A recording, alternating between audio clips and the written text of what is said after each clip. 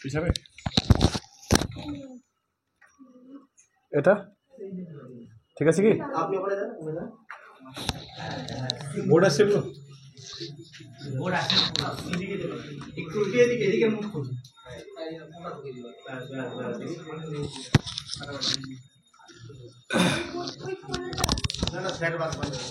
একটু বাজে যাচ্ছে না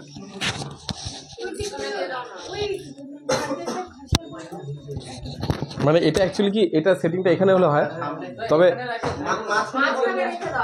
মাঝখানে রেখে দাও হ্যাঁ হ্যাঁ চলে আসে চলে আসে এই সিঙ্গেল স্ট্যান্ড কিনতে হবে একটা হ্যাঁ না সিঙ্গেল স্ট্যান্ডে তো জায়গা খাবে কম এটাতে জায়গা খাবে বেশি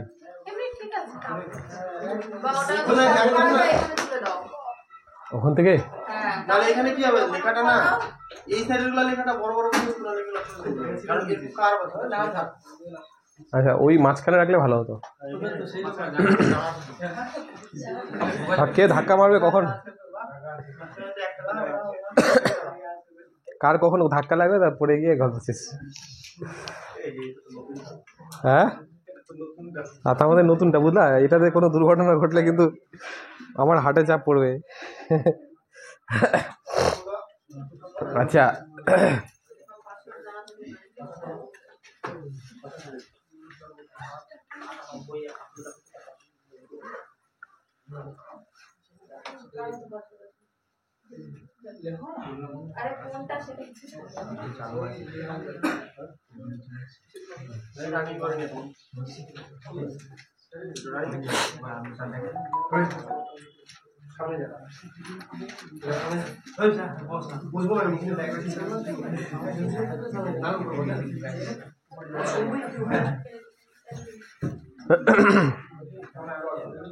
আচ্ছা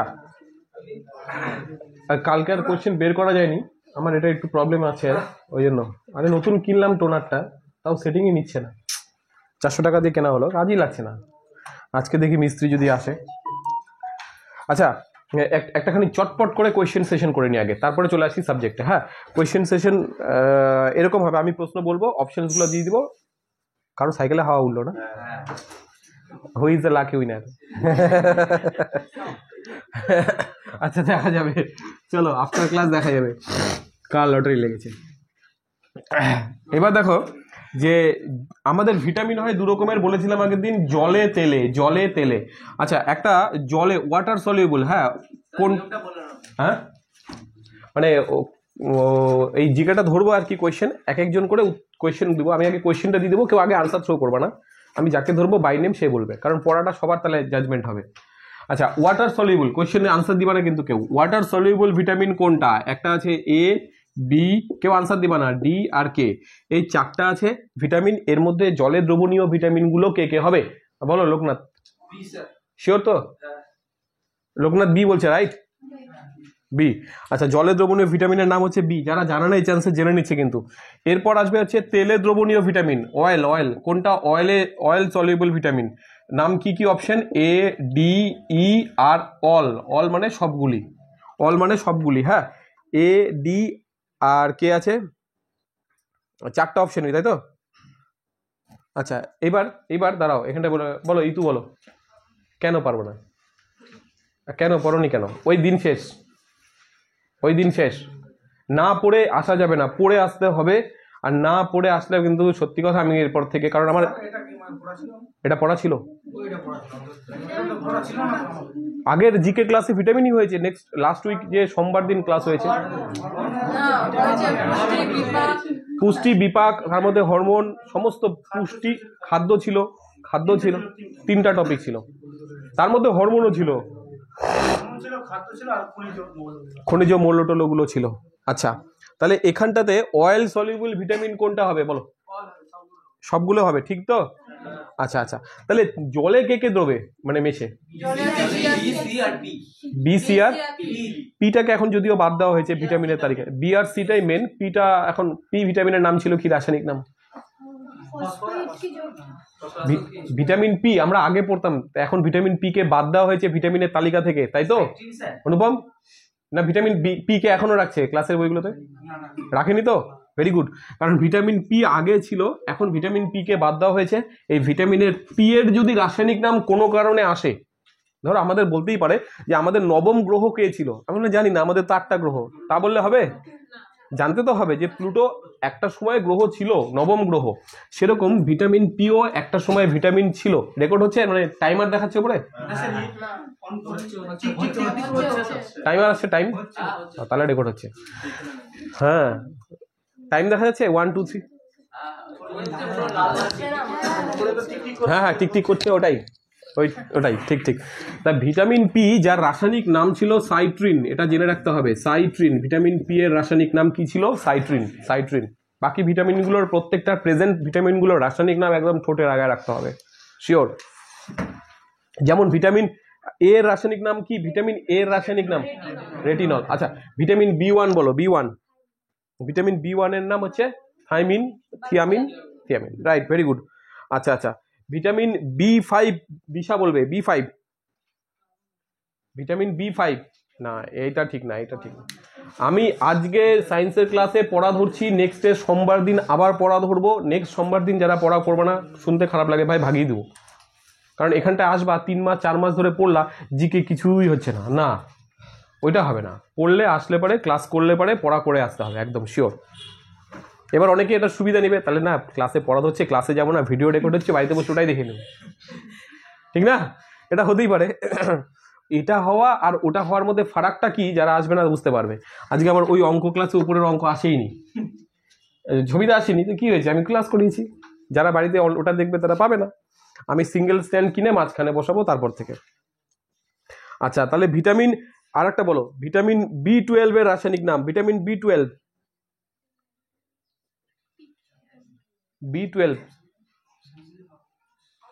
অপশন দিব? বি12 এর ওকে বলে দিচ্ছি, কেউ না, থিয়ামিন, নিয়াসিন, সায়ানোকোবালামিন, টোকোফেরল। পড়া না করে আসার কিন্তু প্রত্যেককে ধরা হবে কোয়েশ্চেন। আচ্ছা, বি5 নিয়াসিন, দিশা পড়তে হবে বাড়িতে। হ্যাঁ, কাজ করতে করতে ফাঁকা থাকলে দোকানে একটুখানি টুক করে মোবাইল খুলে পড়ে দেয়। হ্যাঁ, বি3 নিয়াসিন, বি5 বললাম পেন্টোথেনিক অ্যাসিড, বি5 পেন্টাথেনিক অ্যাসিড, বি5, বি3টা হচ্ছে নিয়াসিন। আচ্ছা, তারপরে ভিটামিন ই, প্রবীর বলবে ভিটামিন ই এর রাসায়নিক নাম।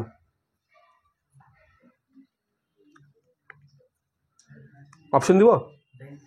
Ascorbic acid, phylloquinone, calciferol, tocopherol. তাও না, ভিটামিন কি বললাম, ই এর রাসায়নিক নাম tocopherol, calciferol, phylloquinone, ascorbic acid. কি হবে, শিওর না? Ascorbic acid. কি অবস্থা, tocopherol right answer.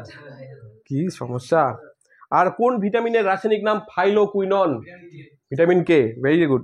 Vitamin K এর একটা ইউজ বলো তো, কি কাজ করে? রক্ত সঞ্চন, ব্লাড কোয়াগুলেশনে হেল্প করে, তাই তো? আচ্ছা, কোন ভিটামিনের রাসায়নিক নাম সুশীল বলবে? রাইবোফ্লাভিন। সবাই স্টপ, সুশীল বল। ভিটামিন রাইবোফ্লাভিন কোন ভিটামিনের রাসায়নিক নাম? B one, B2, বি3, বি6। বি2। পড়াশোনা না করে চলে আসছো সুশীল না? কেন মনে থাকবে না? তুমি কি বাড়িতে লিখে পড়েছো বি1, তার পাশে জায়গা দিয়ে বি2 খাতায় আছে, তাও মনে থাকছে না? রাস্তা দিয়ে যখন আসছো তখন এদিক ওদিক সিন সিনারি ভালো দৃশ্য না দেখে পড়াটা রিভাইজ করতে করতে আসো। না, পড়াটা রেডি করতে হবে, এইভাবে হলে চাকরি বেরিয়ে যাবে তো হাত থেকে, না? আচ্ছা,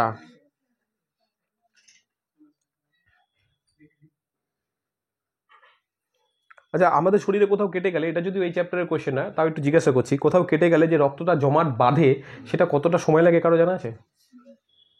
বলো, যার জানা আছে।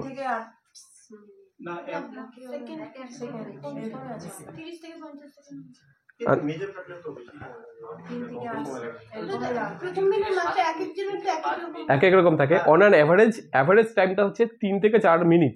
3 থেকে 4 মিনিটের মধ্যে রক্তটা আস্তে আস্তে জমতে শুরু করে।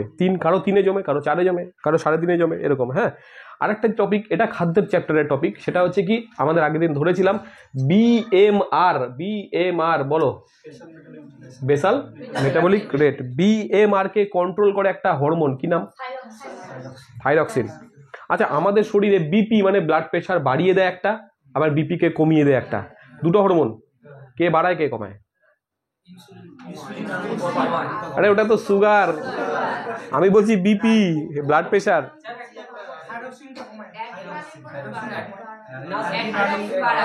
কমায় কে? সুগার, সুগার, ইনসুলিন, গ্লুকাগন, ওটা সুগারের ডিপার্টমেন্ট, সুগার। আর বিপি টিপি গুলোর ডিপার্টমেন্ট দুটো আছে। তোমার যদি বিপি কম আছে ভাই, বাড়াতে হবে অ্যাড্রিনাল খাও, অ্যাড্রিনালিন হরমোন, অ্যাড্রিনালিন হরমোন ক্ষরণ বাড়াও, তোমার বিপি বাড়বে। আর যদি মনে হচ্ছে না বিপি বেশি হয়ে গেছে ভাই, বিপি কমাতে হবে, থাইরক্সিন বাড়াও, থাইরক্সিন কম আছে। থাইরক্সিন বিপি কমায়, অ্যাড্রিনালিন বিপি বাড়ায়, ঠিক আছে? থাইরক্সিন হরমোন বিপি কমায়, অ্যাড্রিনালিন হরমোন বিপি বাড়ায়, মাথায় রাখতে হবে।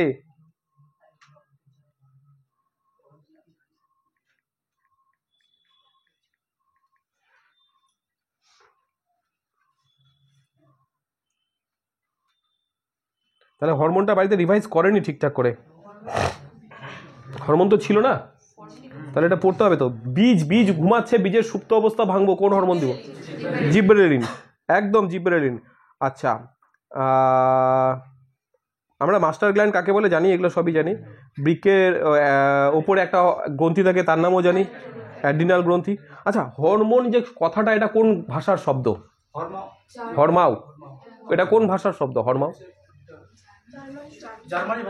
জার্মানি? না না, বেশিরভাগ ভাষাগুলো হয় ল্যাটিন, নাহলে গ্রিক, এগুলোই হয় না। এটা গ্রিক শব্দ, হরমোনটা একটা গ্রিক শব্দ, হরমাও থেকে এসছে।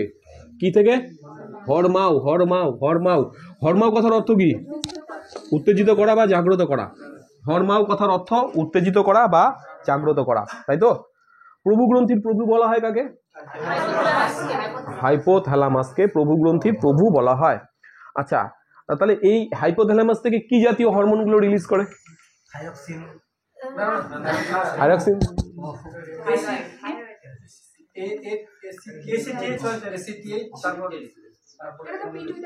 পিটুইটারি থেকে অগ্র, এই না, কি টাইপের যদি হরমোন বলে বলতে হবে ট্রপিক হরমোন, উদ্দীপ্ত করা, ঠিক আছে, কাউকে উদ্দীপ্ত করে। এবার এই পিটুইটারি থাইরয়েড থেকে যেটা বলছি হাইপোথ্যালামাস থেকে যেটা বের হয় সেটা হচ্ছে ট্রপিক জাতীয় হরমোন, যে হরমোনটা অন্যান্য গ্রন্থিগুলোকে বলে ভাই তুই ক্ষরণ কর, তুই ক্ষরণ কর। এবার ও প্রথমে বলে হচ্ছে পিটুইটারিকে বললো, এবার পিটুইটারি ক্ষরণ করে বাকিগুলোকে কন্ট্রোল করলো। তাহলে এ হচ্ছে মাস্টার, কিন্তু মাস্টারেরও মাস্টার হচ্ছে ও হাইপোথ্যালামাস, তাই তো? তারপরে চলে আসলো এখানটায় পিনিয়াল। পিনিয়াল থেকে কি কি বেরোয় আগের দিন বলেছিলাম। পিনিয়াল থেকে দু রকমের হরমোন বেরোয়, কি কি? Serotonin, melatonin, serotonin, melatonin, serotonin. Melatonin তোমার কালার কন্ট্রোল করবে, সেরাটোনিন তোমাকে ঘুম পাড়াবে, ঠিক আছে না? Melatonin, serotonin. Thyroxine, thyroxine, thyroxine. আর এখানে আছে থাইমাস, থাইমাস। আর এখানটা আছে আমাদের অ্যাড্রিনালিন, এখানে আছে আমাদের অগ্নাশয়, এখানটা আছে islets of Langerhans, alpha beta gamma, alpha beta gamma, alpha beta gamma. Islets of Langerhans গ্রন্থির 3 রকমের কোষ, আলফা কোষ, বিটা কোষ, গামা কোষ। আলফা কোষ থেকে কি বেরোয়? গ্লুকাগন, আলফা কোষ গ্লুকাগন, বিটা কোষ ইনসুলিন, গামা কোষ সোমাটোস্টেটিন, সোমাটোস্টেটিন, সোমাটোস্টেটিন, সোমাটোস্টেটিন। গামা কোষ, গামা কোষ থেকে সোমাটোস্টেটিন। আলফা থেকে গ্লুকাগন, বিটা থেকে ইনসুলিন, গামা থেকে সোমাটোস্টেটিন, সোমাটোস্টেটিন। ব্যাস, মাথায় থাকবে একদম, ক্লিয়ার না? হ্যাঁ, চলে আসো। ব্যাঙাচির ব্যাঙে রূপান্তরিত থাইরক্সিন, ব্যাঙাচির ব্যাঙ থাইরক্সিন, ব্যাঙাচির থেকে ব্যাঙে থাইরক্সিন করবে, তাই তো? আচ্ছা, আমাদের এসটিএইচ হরমোনটা পিটুইটারি থেকে বেরোয় কোন পার্ট থেকে? অগ্র, মধ্য, পশ্চাৎ? অগ্র থেকে বেরোয়, পিটুইটারি অগ্র পার্ট থেকে বেরোয়। আচ্ছা, হাইপ্রোফাইসিস, হাইপ্রোফাইসিস বলা হয় একটা গ্রন্থিকে, ডাকনাম হাইপ্রোফাইসিস, ডাকনামটাই কঠিন। কোন হরমোনের অপর নাম হাইপ্রোফাইসিস? গ্রন্থির নাম চাইছি। হাইপ্রোফাইসিস, হাইপ্রোফাইসিস, ফাইসিস, এটা একটা গ্রন্থির নাম, কোন গ্রন্থির নাম? হাইপোফাইসিস। আর আরেকটা গ্রন্থির নাম এপিনেফ্রিন, এটা বলেছিলাম। অ্যাড্রিনালিন গ্রন্থির অপর নাম এপিনেফ্রিন, অ্যাড্রিনালিন গ্রন্থির অপর নাম এপিনেফ্রিন। তাহলে হাইপোফাইসিস কোন গ্রন্থির অপর নাম? রিসার্চ করনি বাড়িতে, যদি আজকে রিসার্চ করতে না তোমরা আজকে ফাটিয়ে দিতে একদম এখানটায়। আর যে রিসার্চ করবে এই 7 দিনে সে এখানকার সেদিনকার টপ স্টুডেন্ট, বস স্টুডেন্ট আর কি। হাইপোফাইসিসটা কিন্তু পিটুইটারি হরমোনের পিটুইটারি গ্রন্থির আর একটা নাম হচ্ছে হাইপোফাইসিস। পিটুইটারি গ্ল্যান্ডের আর একটা নাম হাইপোফাইসিস। হাইপোফাইসিস মনে থাকবে? হাইপোফাইসিস, দেখো এগুলো রেগুলার কোয়েশ্চেন না। আর আমরা গিয়ে এই রেগুলার কোয়েশ্চেন কোনটা? প্রভুগ্রন্থি কাকে বলা হয়? এটা regular question. Hypophysis regular question না, ইরেগুলার কোয়েশ্চেন। এপিনেফ্রিন হালকা মডারেট লেভেলের, কিছু কিছু জানে কিছু কিছু জানে না, কিন্তু এটা গ্রন্থিটারই আর একটা নাম হাইপোফাইসিস। হাইপোফাইসিস পিটুইটারি গ্রন্থিটার আর একটা। হ্যাঁ, অ্যাড্রিনাল গ্রন্থিটার অপর নাম এপিনেফ্রিন, মানে অ্যাড্রিনালিন হরমোনটার, অ্যাড্রিনাল থেকে অ্যাড্রিনালিন হরমোনটা বেরোয়, ওই অ্যাড্রিনাল গ্রন্থিটাকেই বলা হয় এপিনেফ্রিন, আর একটা নামের। আচ্ছা, হরমোন সব কথাটা সর্বপ্রথম কে ব্যবহার করেছিল? স্টার্লিং না?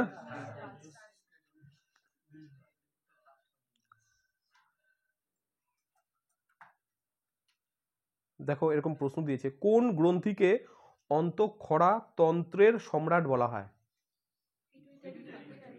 অন্তঃক্ষরা তন্ত্রের সম্রাট পিটুইটারি হবে, কারণ পিটুইটারি তো অন্তঃক্ষরা গ্রন্থি, তার সম্রাট মানে তো রাজা আর কি, বস, ওই হচ্ছে পিটুইটারি।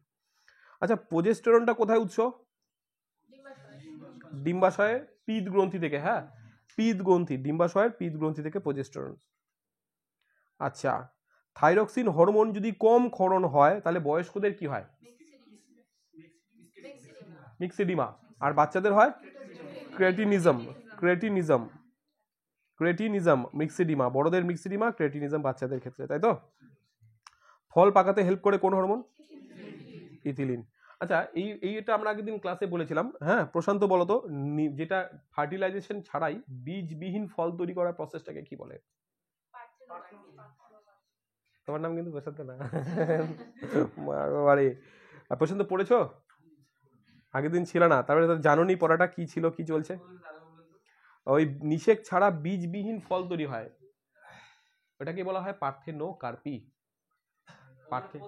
হ্যাঁ হ্যাঁ, এই পদ্ধতিটার নাম পার্থেনোকার্পি। হ্যাঁ, অক্সিন হরমোন দেওয়া হয়, অক্সিন উদ্ভিদ হরমোন প্রয়োগ করে করা হয় বীজবিহীন ফল উৎপাদন। Parthenocarpy, parthenocarpy. আচ্ছা, এই জিবরেলিন হরমোনটা কোন দেশের বিজ্ঞানী প্রথম আবিষ্কার করেছিল? জাপানের। জাপানের কি নাম ছিল? ফুজিকুরুই। ফুজিকুরুই, জাপানি বিজ্ঞানী, তাই না? আচ্ছা আচ্ছা, আমরা লোকাল হরমোন নাম শুনেছি, যে হরমোন উৎপত্তির স্থলেই কাজ করে। জেনারেলি হরমোন যেখানে উৎপন্ন হয় ওখানে কাজ করে না, দূরে গিয়ে কাজ করে, আর কাজ টাজ করে পরে ও মরে যায়। কিন্তু এবার একটা হরমোন আছে যেটা যেখানে উৎপন্ন হয় সেখানেই কাজ হয়, লোকাল হরমোন। আমরা একটা নাম জানি সবাই, চলে আস, টেস্টোস্টেরনটা সবাই জানি, তাই তো? এইবার এটা ছাড়া আর কি কি হরমোন হবে লোকাল হরমোন?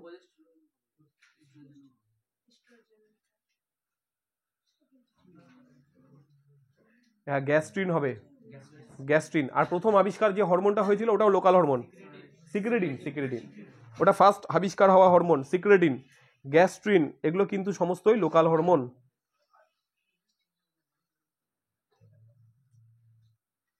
একটা হরমোন যেটা দুধ জাতীয় খাবারকে হজম করতে সাহায্য করে, রেনিন। ও দুধের মধ্যে যে প্রোটিনটা থাকে তাকে কেসিন করে দেয়। তাহলে দুগ্ধ প্রোটিনকে কেসিনে রূপান্তরিত করে কোন হরমোন? রেনিন। দুগ্ধ প্রোটিনকে কেসিনে রূপান্তরিত করে। দুধের মধ্যে একটা প্রোটিন থাকে, ওটাকে বলা হয় দুগ্ধ, কি লিখছি, দুগ্ধ বানান কি? গয় ধয়, দুগ্ধ প্রোটিন, এটাকে কি বানায়? কেসিন। কে বানায়? একটা হরমোন, কি নাম? রেনিন। তাহলে রেনিন হরমোন দুধের মধ্যে যে প্রোটিন থাকে তাকে কেসিনে রূপান্তরিত করে। রেনিন হরমোন, কোন হরমোন? রেনিন। দুধের প্রোটিনকে কেসিন, দুধের প্রোটিনকে কেসিন। রেনিন দুগ্ধ প্রোটিনকে খেসিনে রূপান্তরিত করে।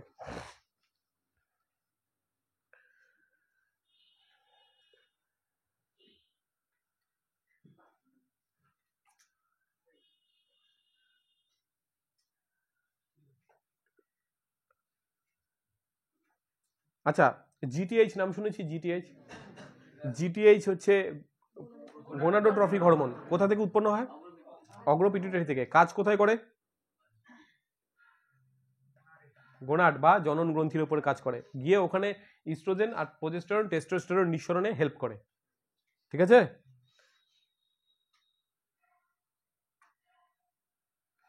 আচ্ছা, গয়টার রোগ হয় না একটা? গয়টার থাইরক্সিন হরমোনের অভাবে হয়। এবার তার মানে থাইরক্সিন হরমোনের একটা উপাদান আয়োডিন, আয়োডিনের অভাবে হয়। তাহলে এই গলগণ্ড রোগ বা গয়টার রোগ যেটা ট্রিটমেন্টে কোন আইসোটোপ ইউজ করা হয়?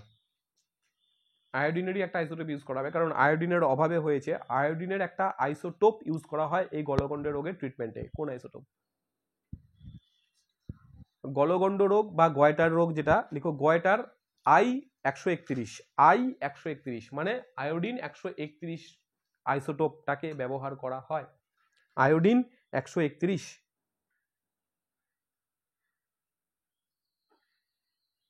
গয়টার রোগ আয়োডিন 131, 131টা ওপরে আয়োডিন লিখে ওপরে একটা 131, মানে আই লিখে 131 এরকম করে রাখলে পরেও এটা আয়োডিনের 131 নম্বর যেটা আছে আইসোটোপ, সেটা এটাকে ইউজ করা হয় গলগণ্ড বা গয়টা রোগের ট্রিটমেন্টে। ঠিক আছে না? একদম নিখুঁত করে হরমোনটা বাড়িতে পড়ো, তার উপর নোটস রেডি করো, ভিটামিন টিটামিনের ওপরও নোটস রেডি করো। আগের দিন ক্লাসে আলোচনা হয়েছিল যে কোন জাতীয় খাবারের লাস্টে কিসে রূপান্তরিত হয়? শর্করা জাতীয় খাবার লাস্টে কিসে রূপান্তরিত হয়? গ্লুকোজ। প্রোটিন জাতীয় খাবার লাস্টে কি? Amino acid. আর ফ্যাট জাতীয় খাবার ফ্যাটি অ্যাসিড আর গ্লিসারল, ফ্যাটি অ্যাসিড আর গ্লিসারল। আচ্ছা, এবার কার তাপন মূল্য কত সেটাও দেওয়া হয়েছিল। ফ্যাটের সব থেকে বেশি কতটা? 9.3 কিলো ক্যালোরি পার গ্রাম। আর কার্বোহাইড্রেটের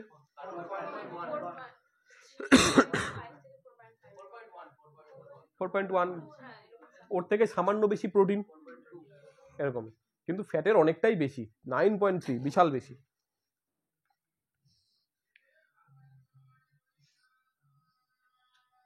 আচ্ছা, তাহলে চলো এই সেটটা মোটামুটি তোমাদের যাদের রেডি হয়নি তারা রেডি করো, নাহলে পিছিয়ে পড়বা, না হলেই পিছিয়ে পড়বা। আচ্ছা, আজকে আমরা আসি একটু ফিজিক্সের চ্যাপ্টারে। হ্যাঁ, আমাদের ফিজিক্স নিয়ে বেশি সমস্যা হয়, বায়োলজি বলে একটু ইজি লাগে। সত্যি তো তাই। ক্লাস 9-10-এর কথা ভাবো তো, তুমি বায়োলজিতে বেশি পেতা, ফিজিক্সে একটু হলেও কম পেতা না? ফিজিক্সে নাম্বার ক্যারি করা খুব কঠিন, কিন্তু বায়োলজিতে নাম্বারটা ক্যারি করা খুব ইজি, খুবই ইজি।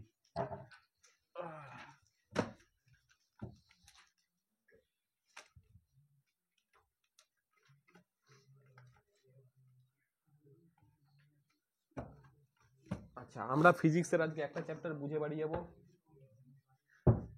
এবং ওটার উপরে একদম রেডি করব।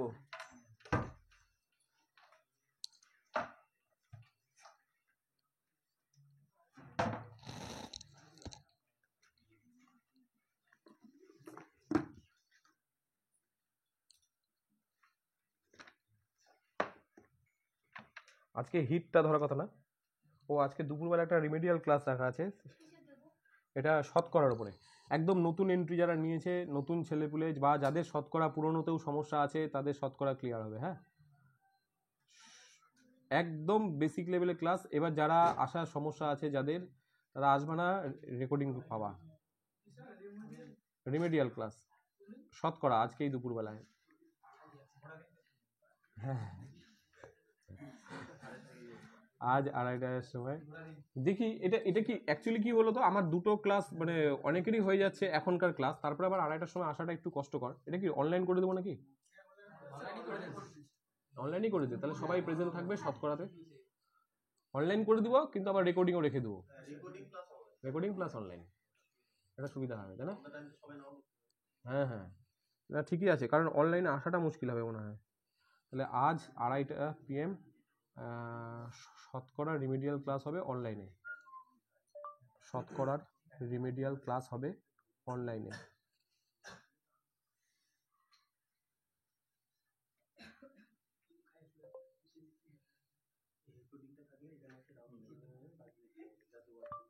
গুগল মিট অ্যাপে ক্লাস হবে, কাউকে দুপুরবেলায় আসতে হবে না, বাড়িতে বসেই ক্লাসটা দেখে নিও।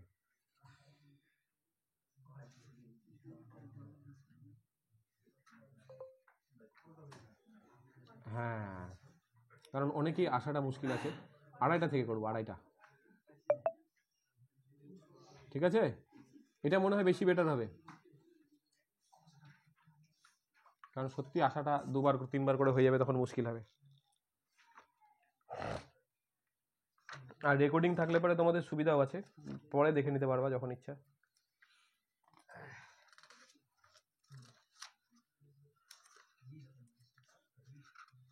এই বইটা দারুণ, একদম কাজের কথা, অকাজের কিচ্ছু নাই, খুব সুন্দর, ওইটাই করাবো। হ্যাঁ হ্যাঁ, নতুন কিনলাম যে, ভালো, খুব সুন্দর বইটা। আরে এখান থেকে কোশ্চেন কমন আসে, যত আমাদের রাজ্য সরকারের পরীক্ষা আছে এই বইটা থেকে কমন আসে। ছেলেপেলে খুঁটিয়ে পড়ে না, বইটা কেনে অনেকেই খরচাপাতি করে নেয়, বই কালেকশন করে, কিন্তু পড়ে না দেখে পারে না। কিন্তু ওই যে আমাদের পুলিশের রিক্রুটমেন্ট চ্যালেঞ্জার, সত্যি ভালো বই।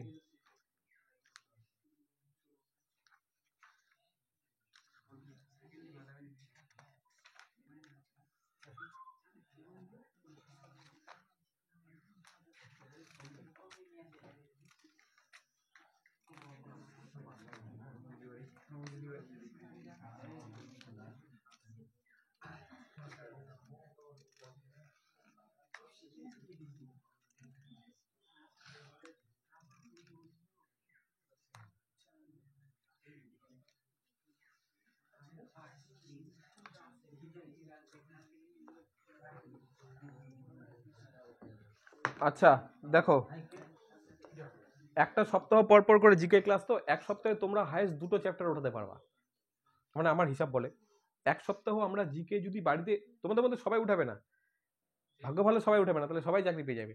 ওই জন্য যারা উঠাবে একদম রিয়েল স্টুডেন্ট, যারা বাড়িতে সৎভাবে খেটে উঠাবে, এক সপ্তাহে ভালো করে খাটলে 2টো টপিক উঠবে। কেন, আমাদের বাড়িতে কাজকর্ম আছে, প্রত্যেকে কেউ বেকার নেই যে মানে বাড়িতে খাচ্ছি, বাবা মায়ের টাকায় খাচ্ছি আর পড়াশোনা করছি, এরকম স্টুডেন্ট খুব কম পাওয়া যায়, লাকি স্টুডেন্ট। কিন্তু আমরা যারা খেটে খেয়ে পড়াশোনা করছি, এটাই বেশি, 99% স্টুডেন্ট, তাদের জন্য এক সপ্তাহে 2টো চ্যাপ্টার মানে হাইফাই ব্যাপার। এবার এই 2টো চ্যাপ্টারকে সৎভাবে ওঠাবো, অনেস্ট, যা শিখবা শুধু এটুকু মাথা রাখবা যে আমি জ্ঞানী হওয়ার জন্য পড়ছি, আমার চাকরি লাগবে না, আমার জ্ঞানী হলেই আমার চাকরি এমনি আসবে, আমি জানি। তা জ্ঞানী হওয়ার জন্য যে পড়বে সে এক সপ্তাহে 2টো চ্যাপ্টার পড়তে পারবে হাইস্ট। যেমন লাস্ট উইকে ছিল আমার ভিটামিন আর তার সাথে খাদ্য, এই 2টো চ্যাপ্টার। এই উইকটাতে আমরা 2টো টপিক করব, ভিডিওতে আসছে, একটা আছে তাপ আর একটা আছে আমাদের ওই যে পরমাণু সম্পর্কে মানে পরমাণুর ওই, হ্যাঁ ক্যামেরাটাকে,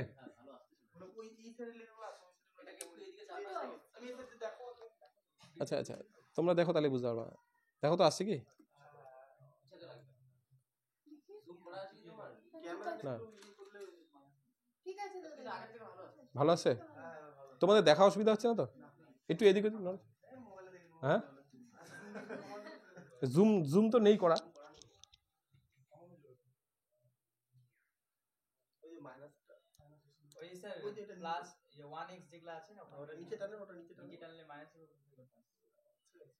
এটা কি জিনিস,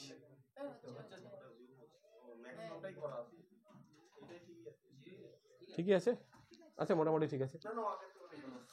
আচ্ছা তাহলে আমাদের এই সপ্তাহতে আমরা শুধু তাপ আর পরমাণুর উপরে রেডি করব, এবং আনস্টপেবল, তোমাকে যেন এই তাপ থেকে কেউ আটকাতে না পারে, পরমাণু থেকে কেউ আটকাতে না পারে, যত রকম ভ্যারাইটি কোয়েশ্চেন্স আছে এই 2টো টপিকের উপরে এই 7 দিনে রেডি করো।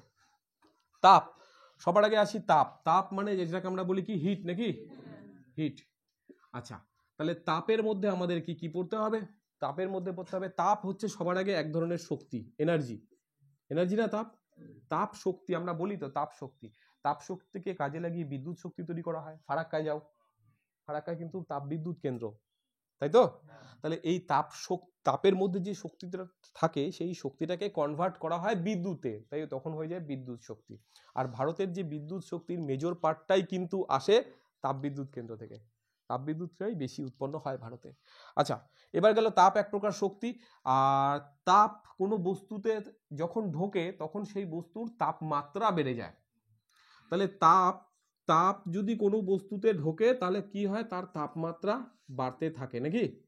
তাহলে তাপ যদি হয় কারণ, তাহলে উষ্ণতা তার কি হবে, ফল। তাপ যদি কারণ হয়, উষ্ণতা তার ফল হবে। তাপ যদি কোনো বস্তুতে ঢোকে তাহলে সেই বস্তুর তাপমাত্রা বাড়বে, আর কোনো বস্তু থেকে তাপকে টেনে বের করে নিলে সেই বস্তুর তাপমাত্রা কিছুটা হলেও কমে যাবে।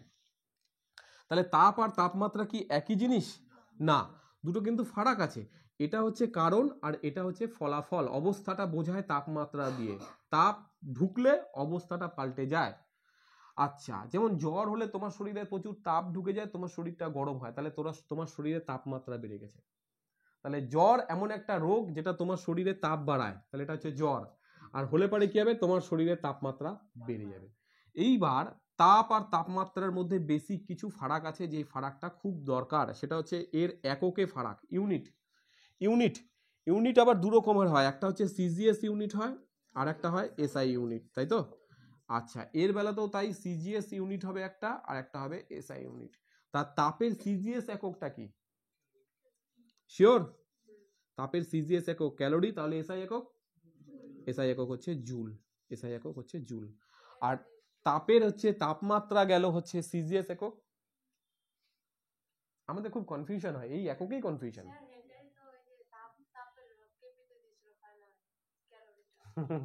আসবে তো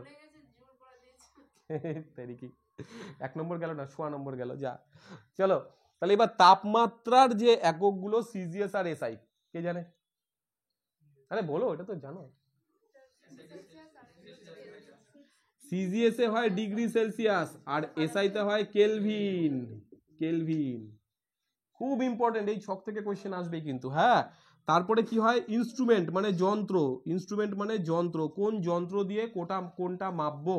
যেমন যন্ত্র, তাপ মাপার যন্ত্রের নাম ক্যালোরিমিটার। আর তাপমাত্রা মাপার যন্ত্রের নাম, এটা হচ্ছে থার্মোমিটার। তাই তো? তাহলে তাপ মাপার যন্ত্র ক্যালোরিমিটার। কেন ক্যালোরি? এখানে আসছে ক্যালোরি, তাহলে ক্যালোরি দিয়ে যেটা দিয়ে মাপবো, ক্যালোরি যা দিয়ে মাপবো তার নাম ক্যালোরিমিটার, তাই তো? তাপমাত্রা যা দিয়ে মাপবো হাইগ্রোমিটার, তাই তো? হাইগ্রো তাপমাত্রা বলছি, আর্দ্রতা যা দিয়ে মাপবো তার নাম হাইগ্রোমিটার। সমুদ্রের গভীরতা যা দিয়ে মাপবো তার নাম ফ্যাথোমিটার। এই যে আমরা কোনো মিটার লাগাই না কোনো যন্ত্রের শেষে, থার্মোমিটার, স্পিডোমিটার, হাইগ্রোমিটার, ফ্যাথোমিটার, ওই মিটার, হ্যাঁ, স্পিগমোম্যানোমিটার, কি দিয়ে মাপা হয়? ব্লাড প্রেশার মাপা হয়। তো এই যন্ত্রগুলোর শেষে, নামের শেষে মিটারটা মাপা হয়। মিটার কথার অর্থ হচ্ছে তার পরিমাপ, তাই জন্য। হ্যাঁ, আর্দ্রতা, জলীয় বাষ্প মানে আর্দ্রতা। হাইগ্রোমিটার, যন্ত্রটার নাম হাইগ্রোমিটার। আর্দ্রতা মাপে যন্ত্র দিয়ে হাইগ্রো। আমরা কিন্তু ড্রো বলি না, হাইড্রো জল থেকে আসে তা না, কিন্তু এখানে হাইগ্রো বলা হয়, হাইড্রোমিটার না কিন্তু। এটা আসছে আমাদের কি যন্ত্রের নাম ক্যালোরিমিটার, এটার যন্ত্রের নাম আসছে থার্মোমিটার। এবার যেই থার্মোমিটার বললা, থার্মোমিটারের ভ্যারাইটিগুলো একটুখানি টুক করে শুনে নি, কি আছে, কি থার্মোমিটার আছে। একটা আছে সেলসিয়াস থার্মোমিটার নাকি, একটা আছে কি ফারেনহাইট থার্মোমিটার, আর একটা কি থার্মোমিটার আছে, ডাক্তারি থার্মোমিটার। এবার সেলসিয়াস থার্মোমিটারের লোয়েস্ট আর হাইয়েস্ট টেম্পারেচার কত? লোয়েস্ট হচ্ছে 0 ডিগ্রি সেলসিয়াস আর উপরে আছে 100 ডিগ্রি সেলসিয়াস। ফারেনহাইটের লোয়েস্ট হাইয়েস্ট 32 ডিগ্রি ফারেনহাইট আর উপরে আছে 212 ডিগ্রি ফারেনহাইট। আর ডাক্তারি থার্মোমিটারের লোয়েস্ট হাইয়েস্ট কত হয়? উপরে হয় 110 ডিগ্রি ফারেনহাইট আর নিচে হয় 95 ডিগ্রি ফারেনহাইট। আরে ফারেনহাইট, তাহলে কি ডাক্তারি থার্মোমিটার কি one type of Fahrenheit scale? একদম, ডাক্তারি থার্মোমিটার কিন্তু একটা ফারেনহাইট স্কেল, ফারেনহাইট থার্মোমিটার, এক ধরনের ফারেনহাইট থার্মোমিটার।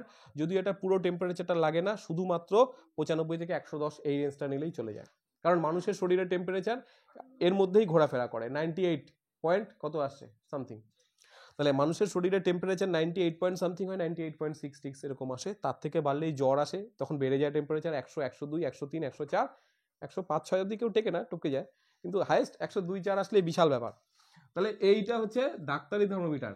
এই থার্মোমিটারের মধ্যে 3 ধরনের থার্মোমিটারের মধ্যে যে লিকুইডটা ইউজ করা হয়, লিকুইডটা সেটার নাম হচ্ছে HG, মানে পারদ, মার্কারি, পারদ। কিন্তু যখন প্রথম থার্মোমিটার আবিষ্কার করে সেটা কে করে? গ্যালিলিও যে থার্মোমিটার আবিষ্কার করেছিল সেখানটায় ওয়াটার ইউজ করেছিল, তাই বেচারা ফেল করেছিল, ওর থার্মোমিটার চলেনি, ফেল। গ্যালিলিও দূরবীন ও আবার থার্মোমিটার আবিষ্কার করছে, তাহলে ওর থার্মোমিটার আবিষ্কার করাটা ফেল হয়ে গেছে। এবার সেলসিয়াস থার্মোমিটার আবিষ্কার করেছে আন্দ্রে সেলসিয়াস, নামের মধ্যেই ওর নাম, টাইটেল দিয়ে থার্মোমিটারের নাম। সেলসিয়াস থার্মোমিটারের আবিষ্কর্তা আন্দ্রে সেলসিয়াস। ফারেনহাইটের নাম হচ্ছে ফারেনহাইট। আর ডাক্তারি থার্মোমিটারের নাম তো ওটা ডাক্তাররা করছে প্রয়োজনীয় সুবিধার জন্য, তাই না? ওটা পার্টিকুলার কোনো আবিষ্কর্তা নেই, ওখানটা ফারেনহাইটের তো একটা পার্ট। লোয়েস্ট হচ্ছে 32, আপার হচ্ছে 212। এর মাঝখানে 100টা ঘর আছে, এর মাঝখানে 180টা ঘর আছে, তাই না?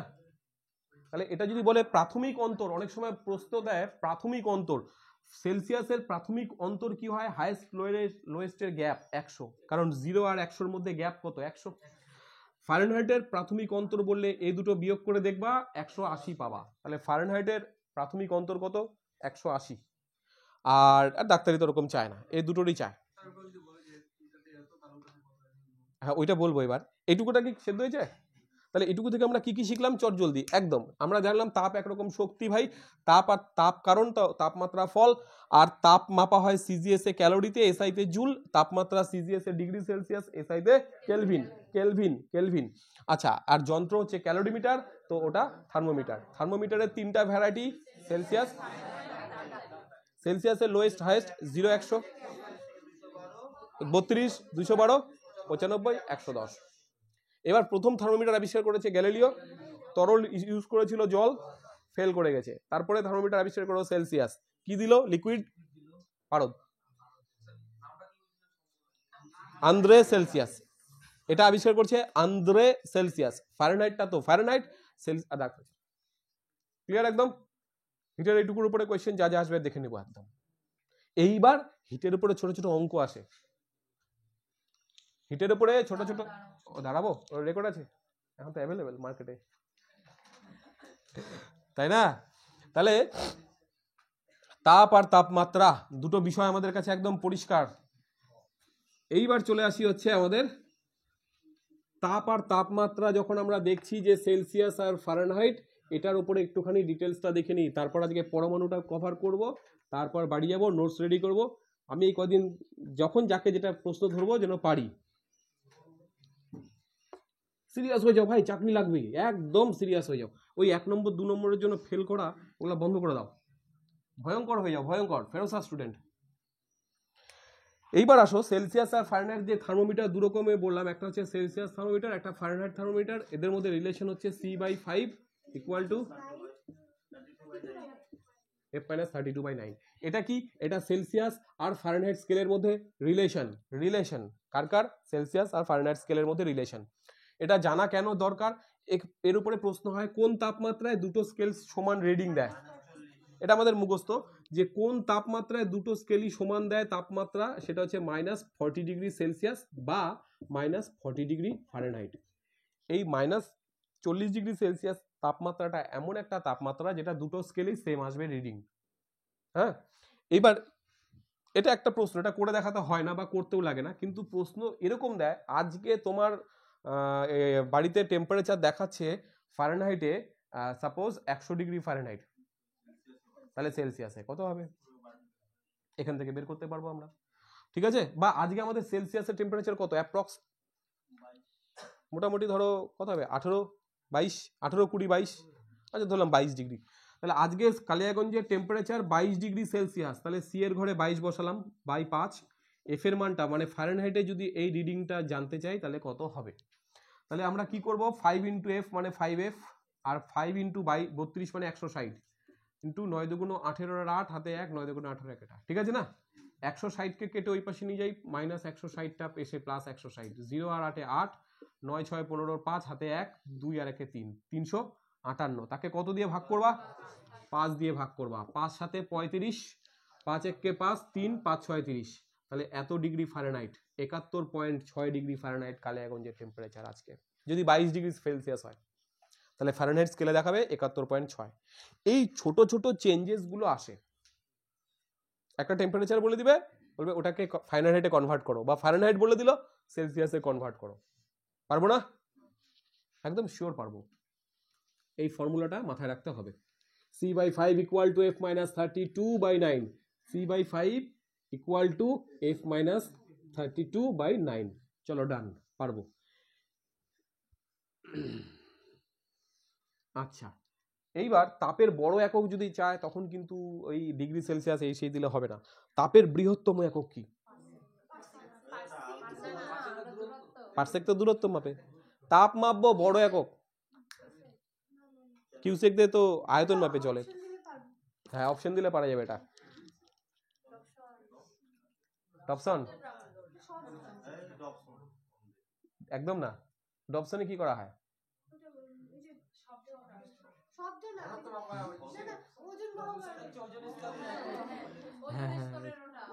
হ্যাঁ, ডবসন মানে ওজন স্তরের ঘনত্ব একক, আর ও যেটা বলছে সেটা হচ্ছে ডেসিবেল। শব্দের তীব্রতা বা প্রাবল্য মাপা হয় ডেসিবেল এককে, আর ডবসনে কি মাপা হয়? ওজন স্তরের ঘনত্ব। O3 মানে কি? ওজন। ওজন গ্যাস, ওজন গ্যাসের ঘনত্ব হচ্ছে মাপা হয় ডবসন এককে। ওজন গ্যাসের গন্ধটা কেমন? মানে সবাই বলে, একজন বললো ঝাঁঝালো, বাকিরা ঝাঁঝালো বলে। ওজন গ্যাসের গন্ধটা কেমন? আস্তে গন্ধ। ওজন গ্যাসটা আমাদের ভারতে কোথায় গেলে বেশি দেখতে পাবো? ওজন গ্যাসটা দেখতে তো পাবো না, মানে গন্ধ শুকতে পাবো, অনুভব করবো ওজন গ্যাস আছে।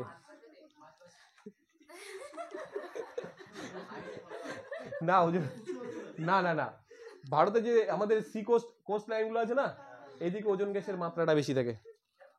হ্যাঁ হ্যাঁ, উপকূল এলাকায় ওজন গ্যাসটা বেশি পাওয়া যায়, সমুদ্র তীরবর্তী অঞ্চলে।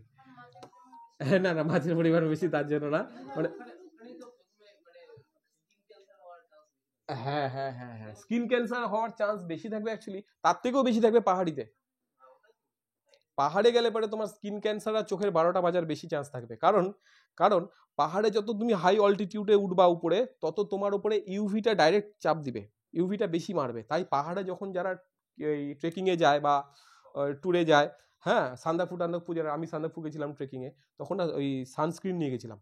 সকালবেলা উঠে সানস্ক্রিনটা হাতে টাতে একটু মেখে নিয়ে, মুখে টুকে একটু মেখে নিয়ে তারপরে হাঁটা। এত রোদ, আমাদের এখানে রোদ পরিষ্কার দিনে কি হয়, যা চকচকে রোদ, ওখানে তার থেকেও বেশি রোদ।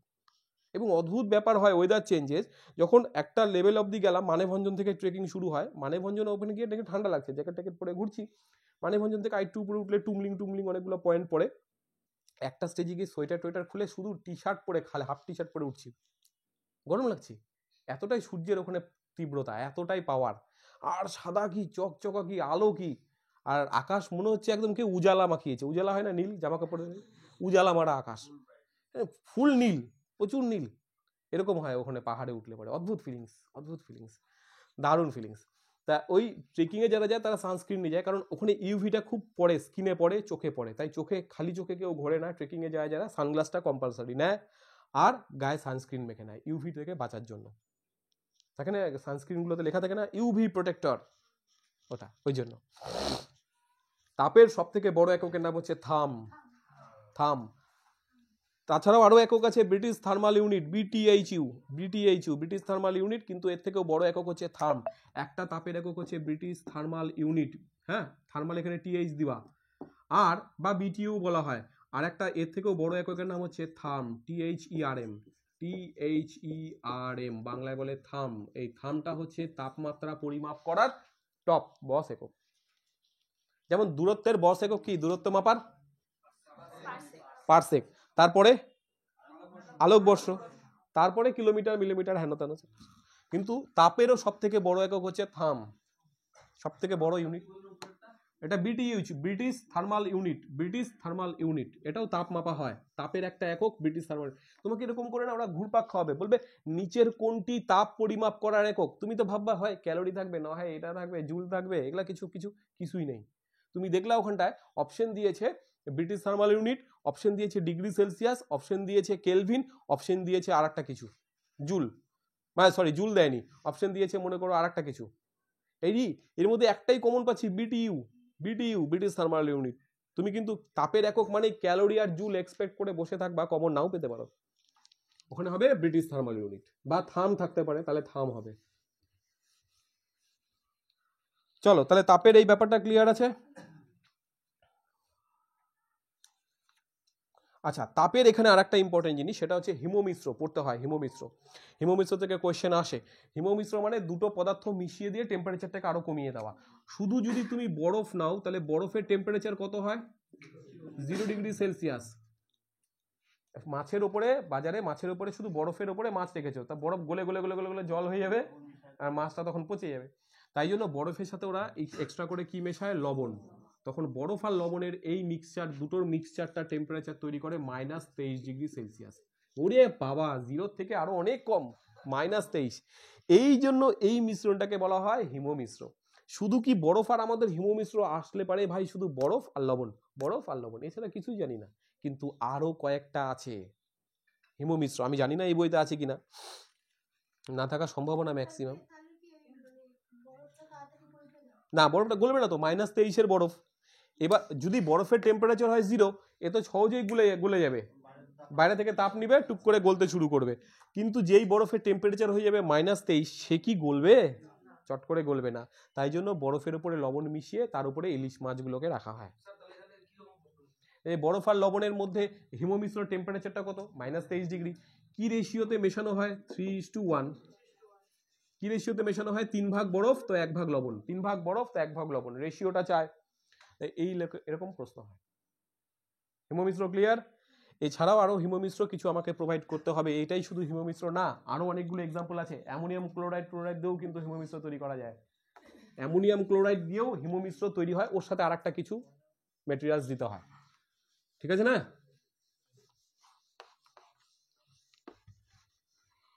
আচ্ছা, তাহলে বরফ, ইলেকট্রিক তড়িতে কারেন্ট গেল, থার্মোমিটার, লিন তাপ। আচ্ছা, এর সাথে এবার বলি লিন তাপ। ওখানে আবার ছোট ছোট অঙ্ক দেয়। লিন তাপ, ল্যাটেন্ট হিট বলে, ল্যাটেন্ট হিট। আচ্ছা, লিন তাপ কথাটা কি? লিন তাপ বা ল্যাটেন্ট হিট মানে কি? লুকোনো তাপ নাকি? যেই তাপটাকে থার্মোমিটারে ধরতেই পারে না, লুকোনো থাকে। কেমন করে ঘটনাটা ঘটে? ধরো একটা পাত্র নিলা, এর মধ্যে একটা তুমি আইস বা বরফ নিলা, এর গায়ে একটা থার্মোমিটার লাগালা, থার্মোমিটারটা রিডিং দেখাচ্ছে 0 ডিগ্রি সেলসিয়াস, তার মানে বরফটার টেম্পারেচার কত? 0 ডিগ্রি সেলসিয়াস, ভালো কথা। কিন্তু কিছুক্ষণ পর এই বরফটা গলে গিয়ে জল হয়ে গেছে, এবার থার্মোমিটারটা ওখানে আছে, তাও দেখাচ্ছে 0 ডিগ্রি সেলসিয়াস। এই কি রে বাবা! আমরা ছোট থেকে শিখেছি কঠিন পদার্থ তাপ পেলে তরল হয়, হয় কি না? কঠিন পদার্থ তাপ পেলে তরল হয়, তার মানে এই বরফটা কি তাপ পেয়েছে? নাহলে জল হবে কি করে? কিন্তু তাপটা কই? থার্মোমিটার তো দেখাচ্ছে না। কিন্তু একটা লুকোনো তাপ পরিবেশ থেকে এর মধ্যে ঢুকেছে, ঢুকে এই হিটটা, লুকোনো হিটটা বরফের মধ্যে ঢুকে বরফটাকে গলে জল করেছে, কিন্তু থার্মোমিটারেও ধরা পড়ছে না। তাই এই যে লুকোনো তাপ, এটার নামই হচ্ছে লিন তাপ। ক্লিয়ার ব্যাপারটা? লিন তাপ, লুকোনো তাপ, থার্মোমিটারের রিডিং এ আসেই না, কিন্তু ও কাজ করে বেরিয়ে যায়। তাহলে বরফ গলনের লিন তাপ কত? 80 ক্যালোরি পার গ্রাম। যদি বলো হয় বরফকে গলে জল করব, বরফকে গলিয়ে জল করব, তাহলে একটা লুকোনো তাপ লাগবে, এই লুকোনো তাপটাকেই বলা হয় লিন তাপ। কতটা লাগে লিন তাপ? 80 ক্যালোরি পার গ্রাম। মানে 1 গ্রাম বরফ, ধরো এই যে বরফটা দেখতে পাচ্ছ তোমরা, এটার ওজন কত? 1 গ্রাম। এখানে যে জলটা দেখতে পাচ্ছ, জলের ওজন কত? 1 গ্রাম। তাহলে 1 গ্রাম বরফকে 1 গ্রাম জল বানাবা, 1 গ্রাম বরফকে 1 গ্রাম জল বানাবো, তাহলে বাইরে থেকে একটা লুকিয়ে চুরিয়ে তাপ দিতে হবে, সেই তাপটা কত? 80 ক্যালোরি। এইটাতে ধরলো না, তবে ওর ধরা তো পড়েই, টেম্পারেচারের রুলস অনুযায়ী ধরা পড়ে। তাহলে 80 ক্যালোরি তাপ লাগে 1 গ্রাম বরফকে 1 গ্রাম জলে পরিণত করতে, কিন্তু টেম্পারেচার পরিবর্তন হবে না। লিন তাপে তাপমাত্রার পরিবর্তন হয় না, তাপমাত্রাটা পরিবর্তন হয় না, তাপ পরিবর্তন হয়। এর তাপ কম ছিল 80 ক্যালোরি, এটার জলের মধ্যে 80 ক্যালোরি তাপ বেশি ঢুকে আছে, কিন্তু তাপমাত্রা বাড়ায়নি। ঠিক আছে, বোঝা গেল তো ব্যাপারটা? তাহলে লিন তাপ মানে লুকোনো তাপ। বরফকে গলে জল করতে গেলে লিন তাপ লাগে 80 ক্যালোরি, কিন্তু এবার এই জলটাকে তুমি বাষ্প করবা, আরো তাপ দিয়ে বাষ্প করবা, তাহলে জলকে বাষ্প করতে গেলে এর কি লাগবে? এরও লিন তাপ লাগবে। এই লিন তাপটা কত হয়? 537 ক্যালোরি পার গ্রাম। 1 গ্রাম, অবশ্যই 1 গ্রাম জলকে 1 গ্রাম বাষ্প বানাবো। মাত্র 1 গ্রাম জলকে নিচের থেকে তাপ দিয়ে হুস করে বাষ্প করে দেবো, তাহলে কতটা তাপ লাগবে? 537 ক্যালোরি। ক্লিয়ার না? তাহলে এই 1 গ্রাম জল নিয়েছো, 1 গ্রাম জল মানে বুঝতেই পারছো, 1 গ্রাম জল, 1 ফোঁটা হবে কিনা সন্দেহ, ওইটুকু জলকে বাষ্প করে দিবা, 1 গ্রাম পুরোটাকেই বাষ্প করবা। ওটাতে যে তাপটা দিচ্ছ সেই তাপটাই 537 ক্যালোরি।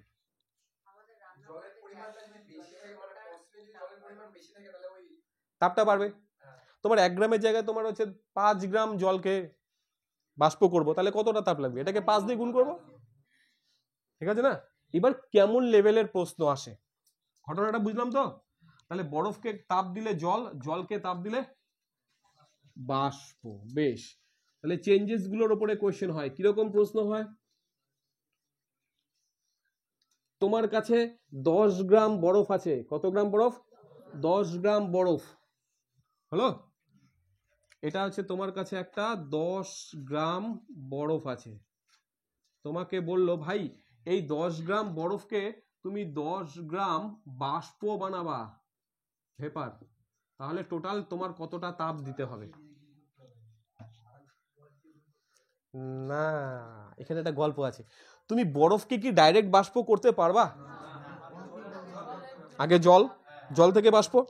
তাহলে এখানে আমাদের একটা টাইপ আসবে, 10 গ্রাম জলকে 10 গ্রাম বরফকে 10 গ্রাম জল বানাবো, তারপর সেই 10 গ্রাম জলকে 10 গ্রাম বাষ্প বানাবো, তাই তো? এইবার 1 গ্রাম বরফকে জল করতে গেলে লাগে 80 ক্যালোরি, তাহলে 10 গ্রাম দিয়ে টোটাল 800 ক্যালোরি তাপ লাগছে ভাই এখানে, ঠিক আছে? এইবার এখানে না, এখানে 1 গ্রাম জলকে বাষ্প করতে গেলে 537 ক্যালোরি তাপ লাগে, তাহলে 10 গ্রামকে করতে গেলে আরো 10 গ্রাম 10 দিয়ে গুণ করো, তাহলে 5370 ক্যালোরি। তাহলে এখানে লেগেছে তোমার 800 ক্যালোরি তাপ, এখানে লেগেছে তোমার 5370 ক্যালোরি তাপ, দুটোকে যোগ করে দাও, কত আসবে? 6170। এত ক্যালোরি তাপ টোটাল তোমার লাগবে, এরকম অঙ্ক। অবশ্যই এখানে একটা তাপ লেগেছে, আবার ওখানেও একটা তাপ লেগেছে, দুটো তাপ যোগ করলে মোট তাপ 6170 ক্যালোরি, ঠিক আছে? মাথায় কি ঢুকছে অঙ্কটা? হ্যাঁ, লিন তাপের ক্ষেত্রে। এবার তোমাকে এখানে ভাবো, এখানে লিন তাপ কোথা থেকে আসলো, ওটা তো অঙ্কতে বলেনি, কিন্তু তোমাকে কমন সেন্স খাটাতে হবে যে ভাই বরফকে ডাইরেক্ট বাষ্প বানাতে পারি না, তাহলে বরফকে আগে জল করব, জলকে বাষ্প, বরফ থেকে জলে আসতে গেলেই তখন লিন তাপের প্রশ্ন আসবে। না, কতটা তাপ লাগবে?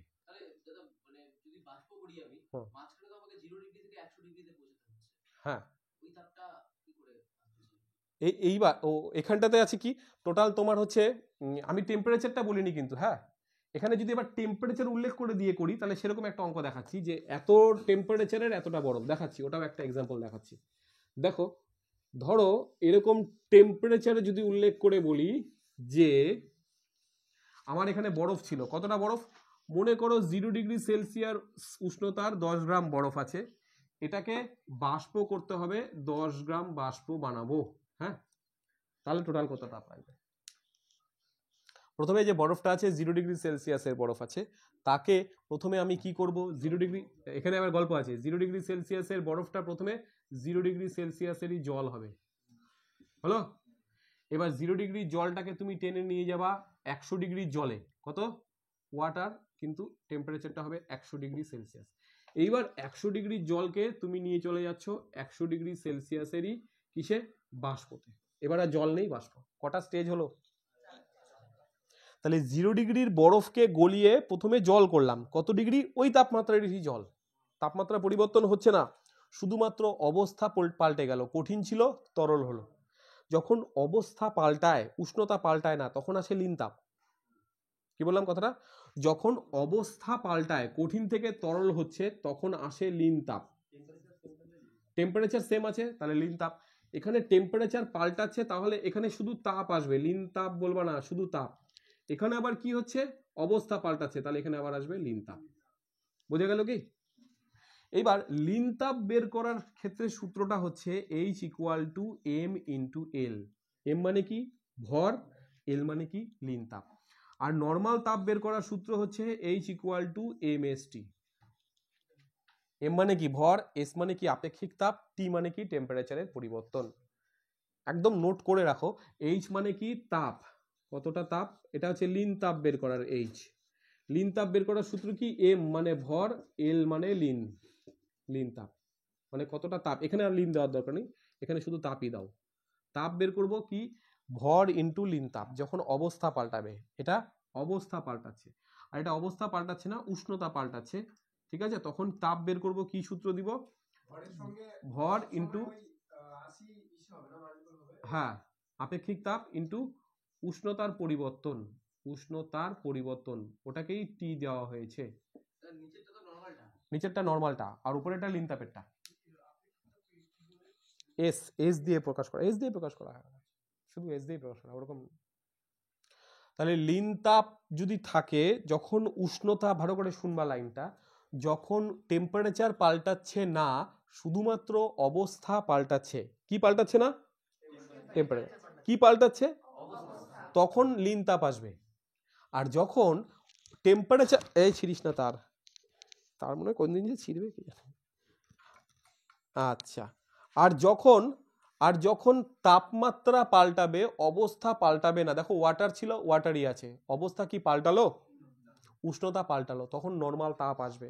আবার যখন তাপমাত্রা একই আছে, শুধু অবস্থা পাল্টাচ্ছে, জল ছিল বাষ্প হচ্ছে, তখন আবার লিন তাপ আসবে। তাহলে এই অঙ্কটাতে কটা লিন তাপ, দুটো আর একটা নর্মাল তাপ, তাই তো। তাহলে লিন তাপ বের করার জন্য এমএল বের করতে হয়, আর নর্মাল তাপ বের করার জন্য এমএসটি করতে হয়, এটা মাথায় রাখতে হবে। নর্মাল তাপে এমএসটি, লিন তাপে এমএল, একদম মাথায় রাখতে হবে। ওই এল মানেই লিন তাপ। হ্যাঁ, এইবার এই অঙ্কটাতে যদি আমি বসাই, একদম ছবিতে বসিয়ে দিব। হ্যাঁ, বুঝবো নিচেরটা। আচ্ছা, এই জায়গাটা লিন তাপ, তাহলে তোমরা এমএল লিখতে পারো। এই জায়গাটা নর্মাল তাপ, তাহলে এমএসটি লিখতে পারো। এই জায়গাটা লিন তাপ, তাহলে এমএল লিখতে পারো। বলো ঠিক কিনা? ঠিক আছে তো, এমএল, এমএসটি, এমএল। ভর ইন্টু আপেক্ষিক তাপ, আমি আ লিখলাম, আপেক্ষিক তাপ। আর ওটা কি, টি মানে কি টেম্পারেচারের পরিবর্তন। এম মানে ভর, এস মানে আপেক্ষিক তাপ, টি মানে টেম্পারেচারের পরিবর্তন। এখানে ভর মানে এম মাস, আর লিন তাপ হচ্ছে এল, ঠিক আছে না? আচ্ছা, এইবার এই অঙ্কটাতে টোটাল তাপ বের করব, কি করে করব দেখো। এখানে এম এল, এম কত, ভর কত 10, এল কত 80, তাহলে হয়ে গেল 800 নাকি, প্লাস এখানে এমএসটি, এম কত, ভর কত, ভর তো ভাই 10 গ্রামই চলছে, ভর 10 গ্রাম। জলের আপেক্ষিক তাপ কত হয় 1, জলের আপেক্ষিক তাপ কত হয় 1, এটা মাথায় রাখতে হবে। তাহলে আমরা কি লিখবো এখানটায়, জলের আপেক্ষিক তাপ, ভিডিওতে আসছে, জলের আপেক্ষিক তাপ অলওয়েজ 1 হয়, আর বরফের আপেক্ষিক তাপ যদি চায় তাহলে লিখবা 0.5, মানে হাফ, 0.5 মানে হাফ, একের অর্ধেক। এটা মুখস্থ রাখতে হবে, আপেক্ষিক তাপ জলের আর বরফের। এটা একটু নোট রাখো পাশে একটা কোথাও, জলের আপেক্ষিক তাপ 1 সিজিএস পদ্ধতিতে। এটা কোন পদ্ধতিতে, সিজিএস। এসআই হলে কত হবে, 1 হবে, এসআই হলে ভাই 1 হবে না। এটা এসআই পদ্ধতিতে যদি জলের আপেক্ষিক তাপ চায়, তাহলে এটা হবে 4200। আরে সাবাস। বরফের না, ওটা ডবল, ওটা না, ওটা ডবল বলে ওটা হচ্ছে তা না।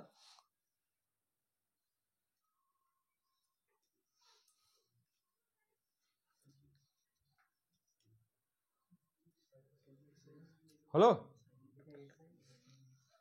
তাহলে এইবার চলে আসো অঙ্কটাতে। প্রথমে তুমি লাগালা এমএল, এম মানে কি মাস, মাস মানে কি ভর, বরফের ভর কত 10, তাই 10 কে 80 দিয়ে গুণ করলা। কেন 80 দিয়ে গুণ করলাম, যেহেতু বরফ গলতে লিন তাপ লাগে 80, প্লাস এখানে আছে কি এমএসটি, এম মানে 10, এস মানে 1, টি মানে টেম্পারেচারের পরিবর্তন। আসো হাই সর্বনাশ বেটা, আচ্ছা এত দেরি কেন?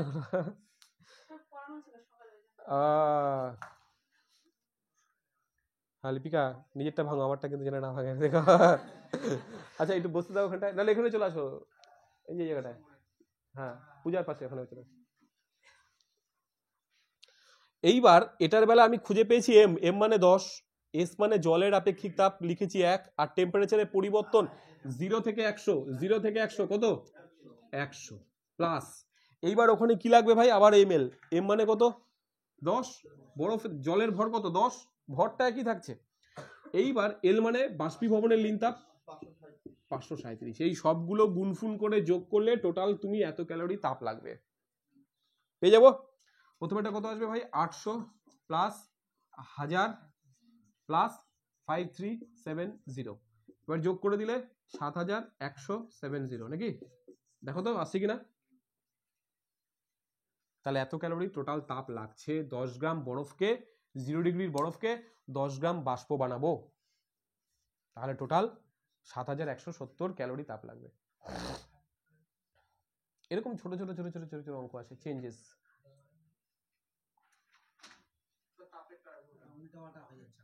হ্যাঁ উল্টাপাল্টা হতে দিও না, আগে রিল্যাক্স হও, চিল করো, আগে চিল করো। তুমি একটা ব্রেনকে বলো ভাই তুই যখন অবস্থা পাল্টাবি, অবস্থা মানে কি কঠিন তরল গ্যাস, কঠিন তরল গ্যাস, অবস্থা পাল্টালে লিন, টেম্পারেচার পাল্টালে এমএসটি, লিন তাপের বেলা এমএল, আর টেম্পারেচার চেঞ্জ হলে এমএসটি, ঠিক আছে না। অবস্থা কখন পাল্টায়, যখন অবস্থা পাল্টালে লিন তাপ, টেম্পারেচার অবস্থা পাল্টাচ্ছে না, দেখো ওয়াটার ওয়াটার সিকি আছে, শুধু তাপ পাল্টাচ্ছে, তাহলে এমএসটি খাবে। যেখানে যেখানেই অবস্থা পাল্টাবা সেখানে এমএল লাগাবা, যেখানে যেখানে অবস্থা পাল্টাবা না শুধু টেম্পারেচার পাল্টাবা এমএসটি লাগাবা, একটা এমএসটি একটা ML, MST ML, MST ML, লিন তাপ, এলতে লিন তাপ, আর ওখানে টি তে টেম্পারেচার, তাহলে টেম্পারেচার পাল্টাবে, এমএসটি তে কি টি আছে, টি ফর টেম্পারেচার, টেম্পারেচার পাল্টাবে। ওকে মাথায় থাকবে। তাহলে এরকমই একটা প্রয়োগ দেখো। এবার লিখো -10 ডিগ্রি সেলসিয়াসের বরফকে, -10 ডিগ্রি সেলসিয়াসের 50 গ্রাম বরফ লিখো, -10 ডিগ্রি সেলসিয়াসের 50 গ্রাম বরফকে কত ডিগ্রি সেলসিয়াস, -10 ডিগ্রি সেলসিয়াস, কত গ্রাম বরফ 50 গ্রাম, কি আছে বরফ, এটাকে ভাই বানাও, কি বানাবা, শুধু 10 ডিগ্রি সেলসিয়াসের 50 গ্রাম জল বানাও, তাহলে কতটা তাপ তোমার লাগবে বলো। হ্যাঁ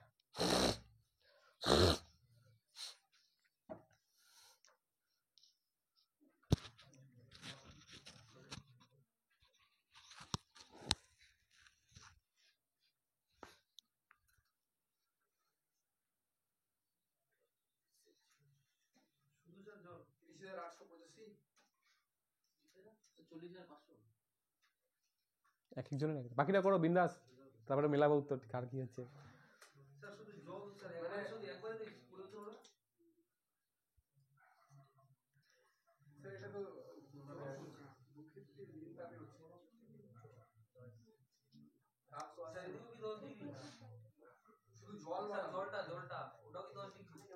হ্যাঁ 10 ডিগ্রি, 10 ডিগ্রির 50 জল।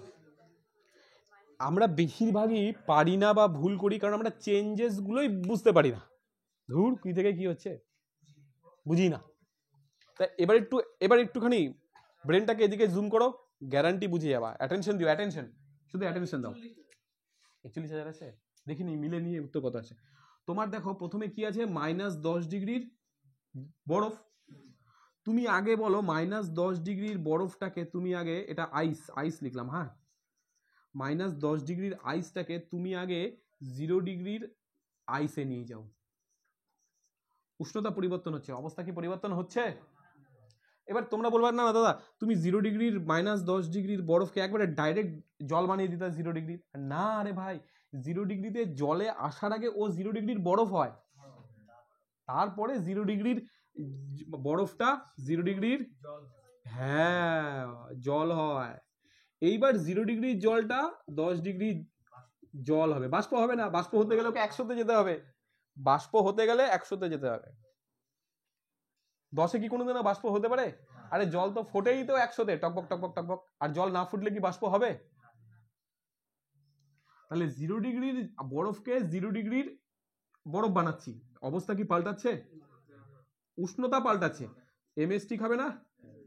0 ডিগ্রি এবার অবস্থা পাল্টাচ্ছে, উষ্ণতা পাল্টাচ্ছে না, এমএল খাবে।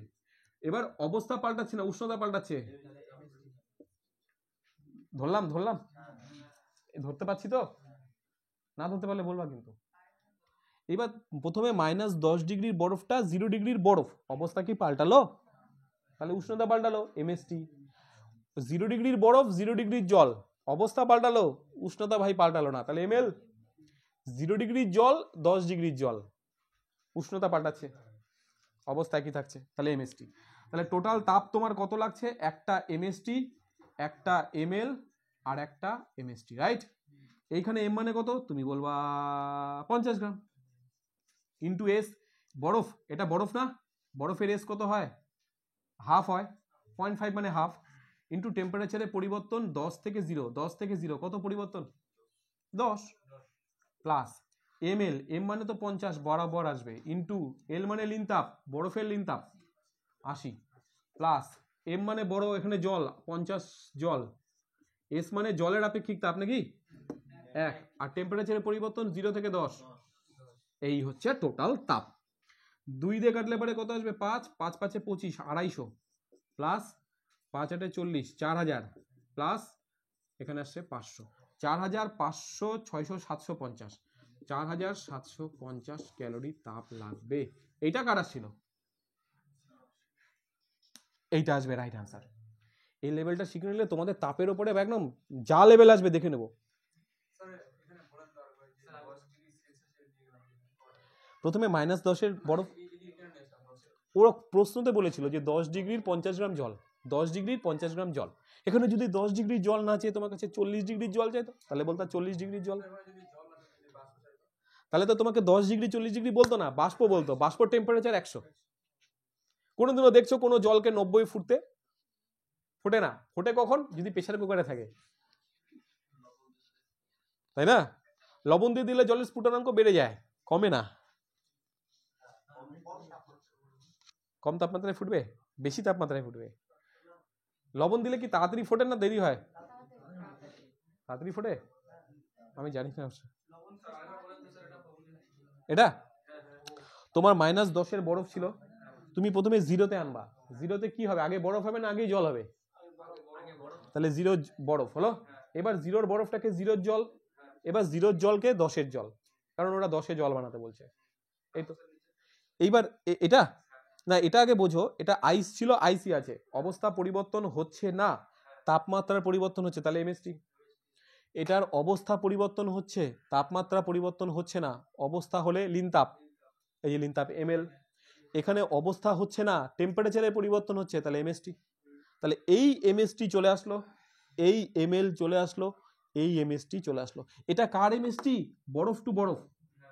তাহলে বরফের ভর কত? এম 50, এস বরফের এস মানে আপেক্ষিক তাপ 0.5, 0.5 মানে হাফ, এই জন্য হাফ।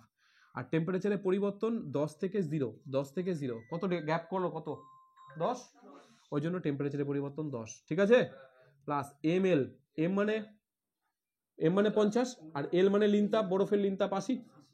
আচ্ছা, এবার লাস্টের এমএসটি, এম মানে 50, এস মানে জলের এস, জলের এস, এস মানে আপেক্ষিক তাপ 1, ওই জন্য 1, আর টেম্পারেচার 0 থেকে 10, 0 থেকে 10 কত? 10। ডান। এই লেভেলটা যদি রেডি থাকে, এটা তো আমি হাইয়েস্ট লেভেল করাচ্ছি, এরপরে অনেক ছোট ছোট ছোট ছোট ছোট ঢুকিয়ে দিই। ওরা এত বড় দিবে না, ওরা বলে দিল ভাই তোমার কাছে 30 ডিগ্রি জল আছে, তুমি এটাকে 70 ডিগ্রি জলে নিয়ে যাবা, কতটা তাপ দিবা?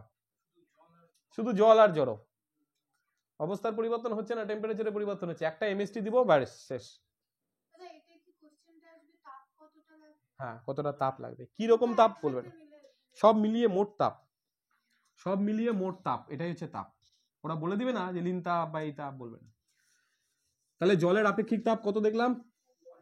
সিজিএস এসআই তে 4200, আর বরফের 0.5, এই একটাতে চলে যাবে, এসআইটা লাগবে না। না হলো, তাহলে এটাকে রেডি করে ফেলবো আমরা, তাপটাকে এক্সিলেন্ট ভাবে। চলো, তাপের ওপরে এক্সিলেন্ট করে এবার নোট রেডি করতে হবে। নিজে রেডি করাটা বেটার, কিন্তু বারবার বলছি নিজে রেডি করা বেটার। এই তাপ থাকবে পুরোটা। আচ্ছা, এবার থাকবে পরমাণু। ও আচ্ছা, চলে যাও, এটা রেকর্ড হচ্ছে তো, দেখো তো আছে, চলো ঠিক আছে। এইবার হচ্ছে আমাদের যাব পরমাণু সেকশনে। পরমাণু সেকশনে মোস্ট ইম্পর্টেন্ট কিছু কোয়েশ্চেন এখান থেকে আসে। দেখো কিছু কিছু টপিকগুলো থেকে প্রশ্ন আসবেই। আমি নেক্সট উইকে অর্গানিক কেমিস্ট্রিতে চলে যাব, অর্গানিক কেমিস্ট্রি নেক্সট উইক। এই উইকটা একটু পরমাণু শিখিয়ে নিই, নাহলে অর্গানিক বোঝাতে গেলে তোমাদের একদম অবস্থা খারাপ হয়ে যায়। জৈব রসায়ন, জৈব রসায়ন মানে ওটা পুরো solid chemistry, core chemistry, chemistry রসায়ন। আজকে ফিজিক্স শিখবো, ফিজিক্সের উপরে বেস করে ওই কেমিস্ট্রির লেসনটা আছে। তা কেমিস্ট্রিতে ওখানটায় আমরা শিখবো জৈব রসায়নে বিভিন্ন জৈব মানে কি অর্গানিক না, যেগুলো জীবদেহ থেকে তৈরি হয়, মানুষ, কুকুর, বিড়াল, গরু, ছাগল, গাছপালা থেকে যে প্রোডাক্টগুলো আমরা পাই তাকেই বলবো জৈব পদার্থ। সাইট্রিক অ্যাসিড, লেবু চিপলে রস বেরোচ্ছে, সাইট্রিক অ্যাসিড আছে, তাহলে সাইট্রিক অ্যাসিড জৈব পদার্থ, তাই কি না? আমাদের পেটের মধ্যে একটা পাকস্থলীর মধ্যে একটা অ্যাসিড তৈরি হয় HCl, হাইড্রোক্লোরিক অ্যাসিড, তাহলে জৈবিক অ্যাসিড হচ্ছে পারে। তাহলে অজৈবিক অ্যাসিড কি, যেটা আমাদের দেহে তৈরি হয় না, ব্লিচিং পাউডার অজৈব পদার্থ। আমাদের দেহে তৈরি হয়, ব্লিচিং পাউডার হয় না। এই গ্যামাক্সিন, ব্লিচিং পাউডার, এগুলো আমাদের জীবদের দেহ থেকে পাওয়া যায় না, এগুলো অজৈব পদার্থ থেকে তৈরি হয়, তাই জন্য এগুলো অজৈব, ইনঅর্গানিক কম্পাউন্ডস বলা হয় ওদেরকে। তা জৈব রসায়নটা নেক্সট উইক যাব, মাথায় রাখবা বিশাল ফ্যামিলি, এর গোষ্ঠী বিশাল বলো জৈব রসায়নে। তার মধ্যে ইথেন, মিথেন, প্রোপেন, বিউটেন, মানে তোমাকে জ্বালিয়ে দিবে, ছারখার করে দেবে। কিন্তু মজা আছে ভাই, এটা একটা সিকোয়েন্স আছে। সবাই ডাইরেক্ট মুখস্থ করে, কিন্তু আমি মুখস্থ করা শেখাবো পরে, আগে শেখাবো তৈরি করে কি করে। ইথেন থেকে মিথেন থেকে ইথেন, ইথেন থেকে প্রোপেন, প্রোপেন থেকে বিউটেন, কিভাবে পরিবর্তনগুলো হয় বুঝতে হবে। তা ওটা পরে, আগে আমরা জানি পরমাণু। আমাদের তো পরমাণু সম্পর্কেই আইডিয়া ক্লিয়ার নেই। যেই আমি বলবো পরমাণু, তারপরে চলে আসবে অণু, ব্যাস। হ্যাঁ, পরমাণু মানে ইলেকট্রন প্রোটন শুনি আমরা, কিন্তু আমাকে আগে একটা বেসিক বলো যে পরমাণু আর অণু যেটা আছে সেটা কি জিনিস?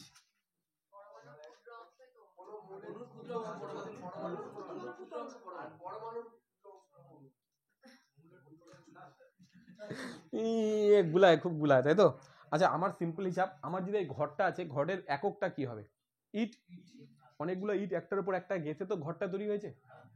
তাহলে এখানে ইটগুলা হচ্ছে পরমাণু, আর এই ঘরটা হচ্ছে অণু। অনেকগুলো পরমাণু দিয়ে অণু তৈরি হয়। উল্টা বলছি না, সেলিম উল্টা বলছি না। যেমন এই ও মানে কি অক্সিজেন, ও মানে কি অক্সিজেন, আর একটা ও মানে ওইটা অক্সিজেন। এরা কি অক্সিজেনের পরমাণু। কটা পরমাণু হলো? দুটো, আর উৎপন্ন হয়ে গেল O2। তাহলে এই লেভেলটা ছিল পরমাণুর, এরা ছিল পরমাণু, আর যেই O2 হয়ে গেল সেটা হয়ে গেল অণু। আচ্ছা, এবার তোমরা বললা কেন দাদা তুমি এরকম করে যোগ করলা, তুমি ও দুটো যোগ করে তো তুমি এটাও পেতা 2O। হ্যাঁ পেতাম তো, এটা এটা এই জায়গাগুলো আমাদের কনফিউশন, তোরও আছে, ক্লিয়ার করতে হবে একটু। আমাকে আগে বলো, এটা এটা কি, ও মানে কি পরমাণু না অণু? কার পরমাণু? কয়টা? এক কোথায় লেখা আছে? লেখা নেই, তার মানে আগে আছে। লেখা না থাকলে কি ধরতে হয়? এক ধরতে হয়। এখানে একটা পরমাণু, এখানে কয়টা পরমাণু? একটা। তাহলে এখানে কয়টা পরমাণু? তাহলে এটা পরমাণুই থাকলো, এটাও কিন্তু পরমাণু। কয়টা পরমাণু? আর অণু হলে, এই তোমরা ইংরেজিতে কি, আমার তো খেয়ালই থাকে না, ইংলিশ কম পারি, সাফিক্স আর প্রিফিক্স না কি যেন বলে, সাফিক্স প্রিফিক্স। প্রিফিক্স মানে আগে হয়, আর সাফিক্স মানে পরে বসে না। তাহলে এই পরমাণু যখন হবে, কোনো মৌলের পরমাণুর আগে যদি যে সংখ্যাটা বসে, এটা দিয়ে অণু প্রকাশ পায় না। অণু হতে গেলে সাফিক্সে বসাতে হবে। পরমাণুর নাম্বারটা হচ্ছে এটা, আগে বসবে, এটা প্রিফিক্সে। আর এই অণু হলে পারে এখানটায় বসবে। কিন্তু এটা যদি আবার কেউ এরকম লিখে যে O2 + O2, তখন হয়ে গেল 2O2।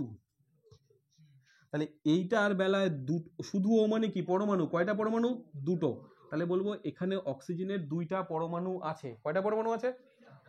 এবার O2 মানে কি অণু, O2 মানে অণু, কয়টা অণু? দুইটা অণু, ঠিক আছে। যদি দেখো কিছু মৌলের পরমাণুর এই যে লাস্টে কিছু নেই, তাহলে এটা পরমাণু স্টেজে আছে। আর যদি লাস্টে কিছু থাকে তাহলে এটা অণু স্টেজে আছে। অণুর আগে কিছু আছে না নেই, তাহলে এটা একটাই পরমাণু অণু। আর অণুর আগে কিছু আছে, হ্যাঁ দুই, তাহলে দুইটা অণু। এটা পরমাণু, একটা পরমাণু, এখানে দুই আছে, দুইটা পরমাণু। তিন থাকলে তিনটা পরমাণু। এখানে কোনো, এখানে অণু, এই দুটাকে, এগুলা এগুলা কি কিসের লাইন? অণুর লাইন। এটা কিসের লাইন? এটাও অণুর লাইন। কেন? দুইটা অণু। এটা একটা অণু হয়ে গেল দুইটা অণু। না রে ভাই, হবে না। এই যে O2 মানে কি? অণু। কয়টা অণু? আমি কি বললাম, যদি এই সাফিক্সে কোনো নাম্বার না থাকে তাহলে ও পরমাণু অবস্থায় আছে, অণু হয়নি, এখনো অণুর জন্ম হয়নি। অণুর জন্ম পরমাণু থেকে হয়েছে, দুইটা বা তিনটা পরমাণু যুক্ত হয়ে অণু তৈরি হয়। অণু তৈরি হয় পরমাণু দিয়ে। কখন এটা বলো না যে অণু দিয়ে পরমাণু তৈরি হয়, পরমাণু দিয়ে অণু তৈরি হয়। এবার কোনোটা থাকে এক অণু, মানে এক পারমাণবিক পদার্থ। যেমন তুমি যদি বলো হচ্ছে সোডিয়াম, সোডিয়াম কি এরকম কখনো থাকে? Na2 থাকে না, শুধু Na মানেই সোডিয়াম। এটা এক পরমাণু, একটাতেই ভাই কাফি।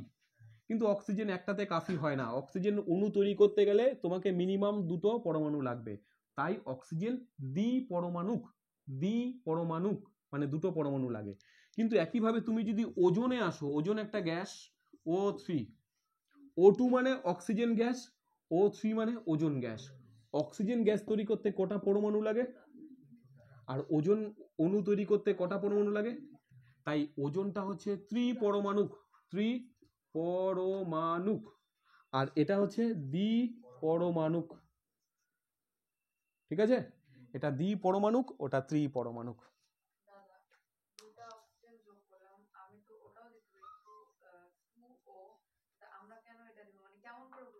যদি তোমার এই ও আর ও মিলে 2O লেখা থাকে কোথাও, তাহলে তোমাকে ধরতে হবে ভাই এরা এখনো অণু হয়নি।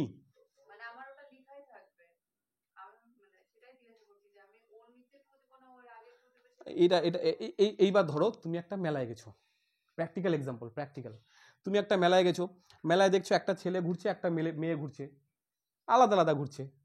তাহলে তুমি বুঝতে পারবে না যে এরা হাজব্যান্ড ওয়াইফ না বয়ফ্রেন্ড গার্লফ্রেন্ড। কিন্তু দেখছো মেলায় ঘুরছে কিন্তু হাত ধরে ঘুরছে, হ্যাঁ ভাই এরা অণু হয়ে গেছে, মানে এরা বয়ফ্রেন্ড গার্লফ্রেন্ড অথবা হাজব্যান্ড ওয়াইফ। ঠিক আছে, আলাদা আলাদা ঘুরছে, পরমাণু অবস্থায় আছে, ওদের মধ্যে রিলেশন হয়নি, তাই ওরা পরমাণু অবস্থায় আছে, দুজন যাচ্ছে, যেতেই পারে। কিন্তু যখন ওরা দুজন রিলেশনশিপে আসলো তখন অণু তৈরি হলো, বলা? তাহলে এটা রিলেশনশিপে আসছে তখন অণু তৈরি করছে, আর এরা আলাদা আলাদা ভাবে ঘুরছে, দুটো আলাদা আলাদা মানুষ ঘুরছে, হলো দিয়ে পারে, পরমাণু অবস্থায় আছে, তখন ওদের বিয়ে শাদী, অণু হয়নি। O3টা হ্যাঁ বাচ্চা সহকারে তিনটা মিলে আছে, হলো। তারপরে Na2 বলে কিছু হয় না, অ্যাকচুয়ালি Na মানে হয় সোডিয়াম, কিন্তু কোথাও Na2 বা Na3 এরকম করে তৈরি করে না। এটা এটা পরমাণু, একটা পরমাণু দিয়ে একটা অণু হয়ে যায়। যৌগ তৈরি করার সময় Na2 হতে পারে, কিন্তু ও যখন অণু পরমাণু থাকবে, ওর Na মানে তুমি একটা পরমাণু বলতে পারো, সোডিয়াম পরমাণু, আবার Na মানে একটা অণুও বলতে পারো। কেন? কারণ এর একটা অণু তৈরি করতে একটা মাত্রই সোডিয়াম লাগে, এটা এক পরমাণু, আর দরকার নেই। আর অক্সিজেন হচ্ছে দ্বিপরমাণু, তাই অক্সিজেনকে ভাঙলে পারে তুমি দুটো পরমাণু পাবা, ওজনকে ভাঙলে পারে তুমি তিনটা পরমাণু পাবা। তাহলে কোনোটা আছে দ্বিপরমাণু, কোনোটা আছে ত্রিপরমাণু, এরকম হতেই পারে। ঠিক আছে না? এইবার তাহলে পরমাণু ব্যাপারটা ক্লিয়ার, অণু ব্যাপারটা ক্লিয়ার। আচ্ছা, এইবার আমাদের একটা গোড়ার সমস্যা আমি জানি, কিন্তু আমরা এটা শেখাই না বা কোথাও বলে না, ডাইরেক্ট তোমাদেরকে ক্লাসে দেয়। মৌলিক যৌগিক মৌল যৌগ, এগুলো একটু একটু কারো কারো সমস্যা থাকে, আছে কি? মৌল যৌগ বা মৌলিক পদার্থ, যৌগিক পদার্থ, তাই না? একটা হয় হচ্ছে মৌলিক পদার্থ, আর একটা হয় যৌগিক পদার্থ। কি এক্সাম্পল হবে? কি হয়? যৌগিক জল, হ্যাঁ জল হবে, যুক্ত অবস্থা। আচ্ছা আমাকে বলো তো, এটা ও লিখলাম, O2 লিখলাম, এখানে O2 লিখলাম, ঠিক আছে কিনা ভুল আছে? কেন? তাহলে এটা কোন ঘরে বসবে? O2টা তাহলে যৌগিক ঘরে বসবে না। তাহলে যে পদার্থকে ভাঙলে পারে শুধুমাত্র ওই পদার্থটাই পাওয়া যায়, অন্য কিছু পাওয়া যায় না, তাকে বলে মৌলিক পদার্থ। যেমন তুমি অক্সিজেনকে ভাঙলে শুধুমাত্র দুটো অক্সিজেন পরমাণু পাবা, এছাড়া কি কার্বন পাবা, হাইড্রোজেন পাবা? কিন্তু তুমি যদি জলকে ভাঙো তাহলে এখানে তুমি হাইড্রোজেনও পাবা, অক্সিজেনও পাবা, তাই জল যৌগিক পদার্থ। মৌলিক পদার্থ তাহলে অক্সিজেন, তাহলে সোনা, সোনা Au মৌলিক না যৌগিক? কেন? সোনার মধ্যে কি তুমি ঢুকিয়েছি কিছু? সোনা পিওর সোনা, একটা সোনা নিলা, ওই সোনাটাকে গুঁড়া করলা পাউডারের মতো, তাহলে ফুদে উঠছে, একটা কণাকে ধরলা, ওটা কি রূপা, লোহা? সোনাই তো থাকবে। তাহলে সোনাকে যতই ডাস্ট করো না কেন আলটিমেট সোনাই থাকবে, তার মানে সোনা মৌলিক পদার্থ। ওটাকে ধরো কপার পাওয়া যাবে, তো যাই হোক এগুলা অতটা জানি না আমি। কপার পাওয়া যাবে, সোনার মধ্যে খাদ হিসেবে কপার মেশানো হয়, তাই না? আচ্ছা, খাদ আলা সোনাটা আলাদা পদার্থ, ওটা ওটা আবার আলাদা পদার্থ হয়ে যাবে। তাহলে একটা পদার্থ হয় মৌলিক, একটা হয় যৌগিক, আর একটা হয় মিশ্র পদার্থ, তাই না? এবার মিশ্র আর যৌগিকের মধ্যে একটা ফারাক আছে, আবার সামান্য ফারাক। এবার তুমি কি বলতে পারো যে যৌগিক হচ্ছে জল, আর মিশ্র কি হচ্ছে বায়ু। বায়ু আমাদের যে বায়ুটা, ওটা মিশ্র পদার্থ। কেন? বায়ুতে অক্সিজেন আছে। না, এটার জন্য না।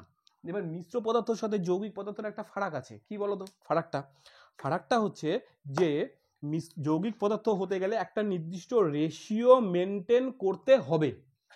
তুমি ইচ্ছা মতো 1 কেজি হাইড্রোজেন কিনে আনলা, 2 কেজি অক্সিজেন কিনে আনলা, দে বাবা মিলাই দে, জল হয়ে যাবে, হবে না? হবে না।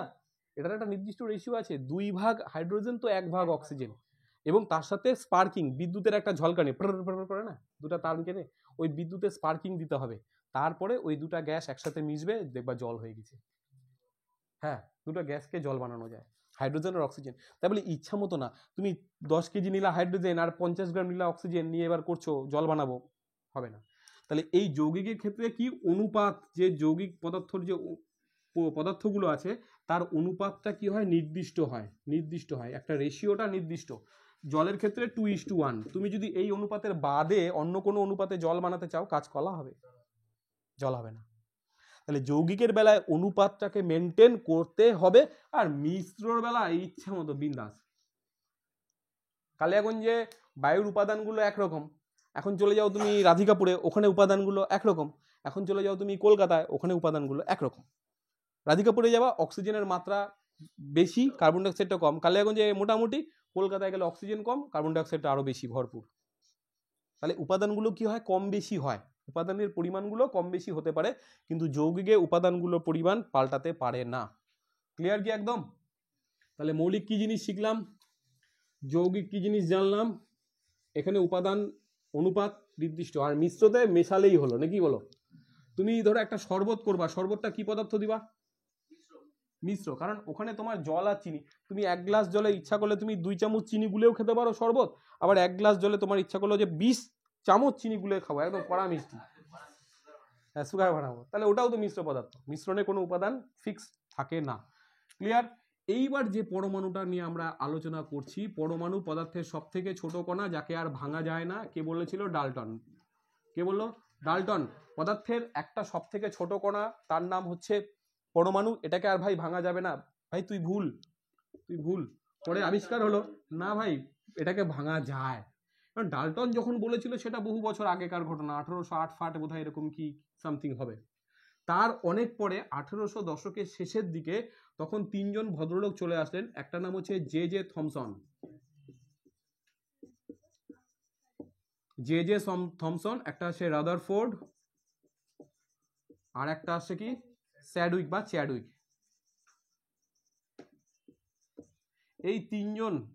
এই তিনজন কিন্তু বললো না ভাই, পদার্থের পরমাণুটা কিন্তু ভাঙা যায়, এবং জে থমসন পরমাণুকে ভেঙে এখান থেকে ইলেকট্রন আবিষ্কার করে দিল। সবার ফার্স্টে ইলেকট্রন আবিষ্কার হলো। তারপর রাদারফোর্ড কি করে দিল? প্রোটন আবিষ্কার করে দিল, প্রোটন আবিষ্কার করলো। আর চ্যাডউইক কি করলো? নিউট্রন আবিষ্কার করলো, নিউট্রন। এরা 3 জন 3টা কণা আবিষ্কার করে ফেললো, electron, proton, neutron, electron, proton, neutron. Electron J Thomson, proton, মনে রাখার সিস্টেম এটা খুব গোলায়, যাদের গুলিয়ে যায়, হে কে কোনটা আবিষ্কার করছে খেয়াল থাকে না। ইলেকট্রন লাস্টে ন আছে, থমসন ভাই ন আছে, electron J Thomson, electron Thomson. প্রোটনে প আছে, প এর পরে ফ আসে, রাদারফোর্ডে ফ আসে, ফোর্ডে ফ আসে, প্রোটনে প আছে, প ফ ব ভ, ছোটবেলায় পড়েছি ক খ। তাহলে এটা প এর পরেই ফ, মানে ফ আলা নাম রাদারফোর্ড। আর নিউট্রন, মানুষ নিউট্রাল হয়ে গেলে স্যাড হয়ে যায়, দুঃখ হয়ে যায়, তাই স্যাডউইক, স্যাড, তাই নিউট্রন থেকে স্যাড হয়ে গেল। 3টা নাম খুব কমন, অনেক পরীক্ষাতেই আসে, তোমরা জানো, এটা বলার দরকার নেই। শুধু সমস্যাটা একটা হয়, গুলে যায়, অনেকেই পরীক্ষা হলে ভুলভাল মেরে দিয়ে আসে। নিউট্রন চাইছে, রাদারফোর্ড করে আসে। মনে রাখতে পারে না, মনে রাখার সিস্টেম এটা। তোমার নিউট্রন, তোমার সব সম্পত্তি যখন চলে যাবে, তুমি নিউট্রাল হয়ে গেলা, তাহলে তুমি আনন্দে লাফাবা না দুঃখ করবা? স্যাড হবা, স্যাড থেকে স্যাড হই। ক্লিয়ার এটা? এছাড়া কি পদার্থকে আর ভাঙা যায় না? আরো ভাঙা যায়। এর পরেও আরো ভাঙছে সায়েন্টিস্টরা, ভেঙে টেঙে ওখান থেকে কি কি কণা বের করেছে? মেসন, নাম শুনেছো? পাইরন, ওরে বাবা, এগুলো কণাও বের করছে। এই কণাগুলো কোথায় থাকে? পরমাণু নিউক্লিয়াসের মধ্যে থাকে।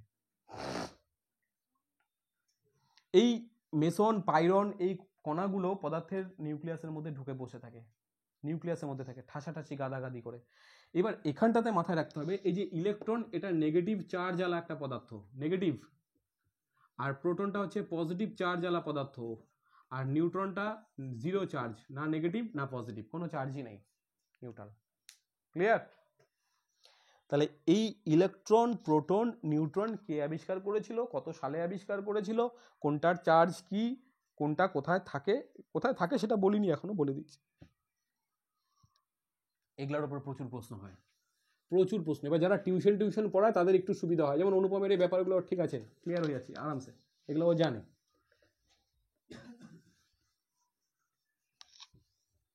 যারা টিউশন পড়ায় তাদের এটা একটা উপকারে লাগে, একবারে ছোট বাচ্চা পড়ালে কোনো উপকারে লাগে না।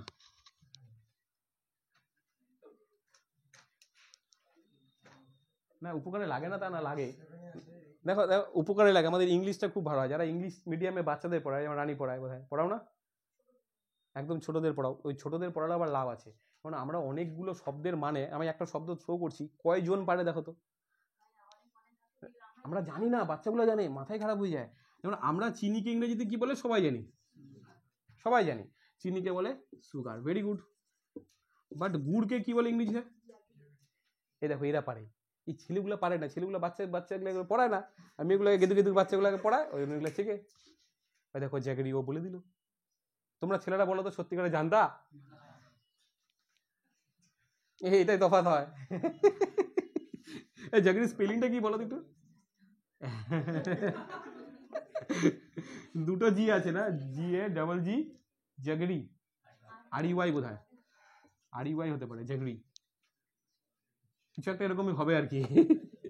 বুঝতে পারছি, আমরা অনেক কিছু জানি, কিন্তু এই বেসিক গুড় খাই, গুড়ের মানে জানি না, তাই বললাম, এটা উদাহরণ দিলাম। আচ্ছা, এবার আসলে ইলেকট্রন প্রোটনগুলো আবিষ্কার হয়ে গেছে, কে কোথায় থাকে একটু পজিশনটা বলে দিই। মাঝখানে থাকে কে? নিউক্লিয়াস। বাইরের কক্ষপথে ঘুরে বেড়ায় ইলেকট্রনগুলো, বাইরের কক্ষপথে কে ঘুরে? ইলেকট্রনগুলো। মাঝখানের পার্টটাকে বলে নিউক্লিয়াস, যেমন সূর্য মাঝখানে থাকে, নিউক্লিয়াস মাঝখানে। নিউক্লিয়াসের মধ্যে প্রোটন আর নিউট্রন গাদাগাদি করে থাকে, প্রোটন আর নিউট্রন গাদাগাদি করে আটে না, তাও জোর জবস্তি ঠাসামাসি করে থাকে, ঠিক আছে? তাহলে এইবার সমস্যাটা হয় কি, যে প্রোটন আর নিউট্রন নিজেদের মধ্যে রূপ বদলায়, প্রোটনগুলো একবার নিউট্রন হয়, নিউট্রনগুলো একবার প্রোটন হয়। কি কণা আদান প্রদান করে? মেসন কণা আদান প্রদান করে। একবার প্রোটনগুলো করে কি, একে মেসন দিয়ে দেয়, তখন এ হয়ে যায়, নিউট্রনটা হয়ে যায় প্রোটন। আবার এ মেসনটা আবার একে দিয়ে দেয়, তখন এ আবার নিউট্রন হয়ে যায়, এ আবার প্রোটন হয়ে যায়। মানে ওই বল খেলা নিয়ে, ধরো এ একটা বল ছুটছে, ও আবার বলটা ধরছে, আবার দিচ্ছে, আবার নিচ্ছে। আর বলটার নামই হচ্ছে মেসন। মেসন কণা দেওয়া নেওয়ার ফলে প্রোটনগুলো নিউট্রন, নিউট্রনগুলো প্রোটন, এই রূপান্তরটা হতেই থাকে। তার ফলে এদের মধ্যে একটা আকর্ষণ বল তৈরি হয়। এই আকর্ষণ বলটা প্রথম আবিষ্কার করেছিল বিজ্ঞানী হাইজেনবার্গ। আকর্ষণ বলটার নাম দিল নিউক্লিয়ার ফোর্স, নিউক্লিয় বল। নিউক্লিয় বলটা কোথায় থাকে? পরমাণু নিউক্লিয়াসের মধ্যে। নিউক্লিয় বলটা থাকে বলেই ইলেকট্রন আর প্রোটনগুলো এরকম টাইট হয়ে থাকে। কে আবিষ্কার করেছিল? Heisenberg, Heisenberg. আর বাইরের কক্ষে কে ঘুরে বেড়াচ্ছে? ইলেকট্রন। ইলেকট্রন 1 2 3 4 5 6 7 8, ঠিক আছে? একটা লক্ষ্য করো, প্রথম কক্ষে আমি কেবলমাত্র দুটো দিয়েছি, আর পরের কক্ষে 8টা সিট আছে। তাই এটা হচ্ছে 2n² ফর্মুলা মেনে চলে, তাই না? 2n² ফর্মুলা মেনে চলে। কোন কক্ষে কতগুলো ইলেকট্রন থাকে সেটা 2n² একটা ফর্মুলা আছে। তোমরা বলবা n কি? n হচ্ছে কক্ষের নাম্বার। এটা ফার্স্ট কক্ষ, তার নাম্বার হচ্ছে 1, নাম কি? কে। সেকেন্ড কক্ষ 2, তার নাম কি? এল। থার্ড কক্ষ এম, নামটা শুরু হয় কে এল এম এরকম দিয়ে, K L M N O P Q. কটা কক্ষ? 1 2 3 4 5 6 7টা কক্ষ, 1 2 3 4 5 6 7। এবার কোন কক্ষে হাইয়েস্ট কতগুলো ইলেকট্রন থাকতে পারে, এটা এই সূত্র দিয়ে হয়।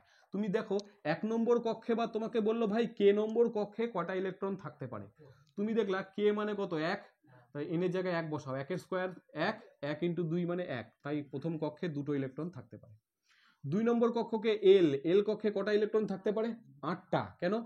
2 ইন্টু এল মানে 2, 2 স্কোয়ার 4, 4 দুগুণ, তাহলে দ্বিতীয় কক্ষে হাইস্ট 8টা ইলেকট্রন থাকতে পারে। একইভাবে তৃতীয় কক্ষে 18টা থাকতে পারে, কিন্তু থাকে না, 8টার বেশি থাকে না, কিন্তু থাকতে পারে 18টা, থাকে না। তাহলে কোন কক্ষে কতগুলো ইলেকট্রন থাকবে সেটা এই সূত্রতে চলবে। আর কখন কতগুলো আছে 7টা, নাম কি এটা, আর বিভিন্ন কক্ষে ইলেকট্রন হাইস্ট কতগুলো থাকতে পারে যদি চায় আমরা এই সূত্রতে মেরে বের করতে পারবো। যদি বলো তো চতুর্থ কক্ষ এখানে হাইস্ট কয়টা ইলেকট্রন থাকতে পারে? 32টা। 4 স্কোয়ার 16, 16 ইন্টু 2 32। 5 পঞ্চম কক্ষে 5 স্কোয়ার 25, থাকতে পারে 50টা। তা থাক না, ওরা থাকবে না, ওরা 8টার বেশি আর থাকে না, বাবুরা পরের কক্ষে চলে যায়। অষ্টক পূর্তি 8টা বেশি থাকে না, সিট আছে তা বসবে না, পরের কক্ষে চলে যায়। প্রথমটাতে 2টো থাকবেই, পরেরটাতে 8টা থাকবেই, তারপরে এক্সট্রা গুলো পরের কক্ষে জাম্প করে চলে যায়। ঠিক আছে, তাহলে এটা গেল হচ্ছে পরমাণুর। এর সাথে পরমাণুর ওই আইসোটোপ, আইসোটোন, আইসোবার আছে 3টা, ওটার আমার ভিডিও ক্লাস আছে, তোমরা কি দেখেছো? আইসোটোপ, আইসোটোন, আইসোবার এই 3টা এর সাথে ইনক্লুড করা। হ্যাঁ, তাহলে পরের দিন হিট আর পরমাণু এই দুটোকে একদম রেডি করে আসবা নেক্সট মানডে। তারপরে উইকে আমরা চলে যাব অর্গানিক কেমিস্ট্রি। হ্যাঁ যা, ওটা আমার কিন্তু ক্লাস আছে, কিন্তু ভিডিও ক্লাস, দেখলেই উঠে যাবে। ঠিক আছে, ওটা দেখো আগে। আমি নিউক্লিয় বল, পরমাণু নিউক্লিয়াসের মধ্যে একটা তীব্র আকর্ষণী বল থাকে।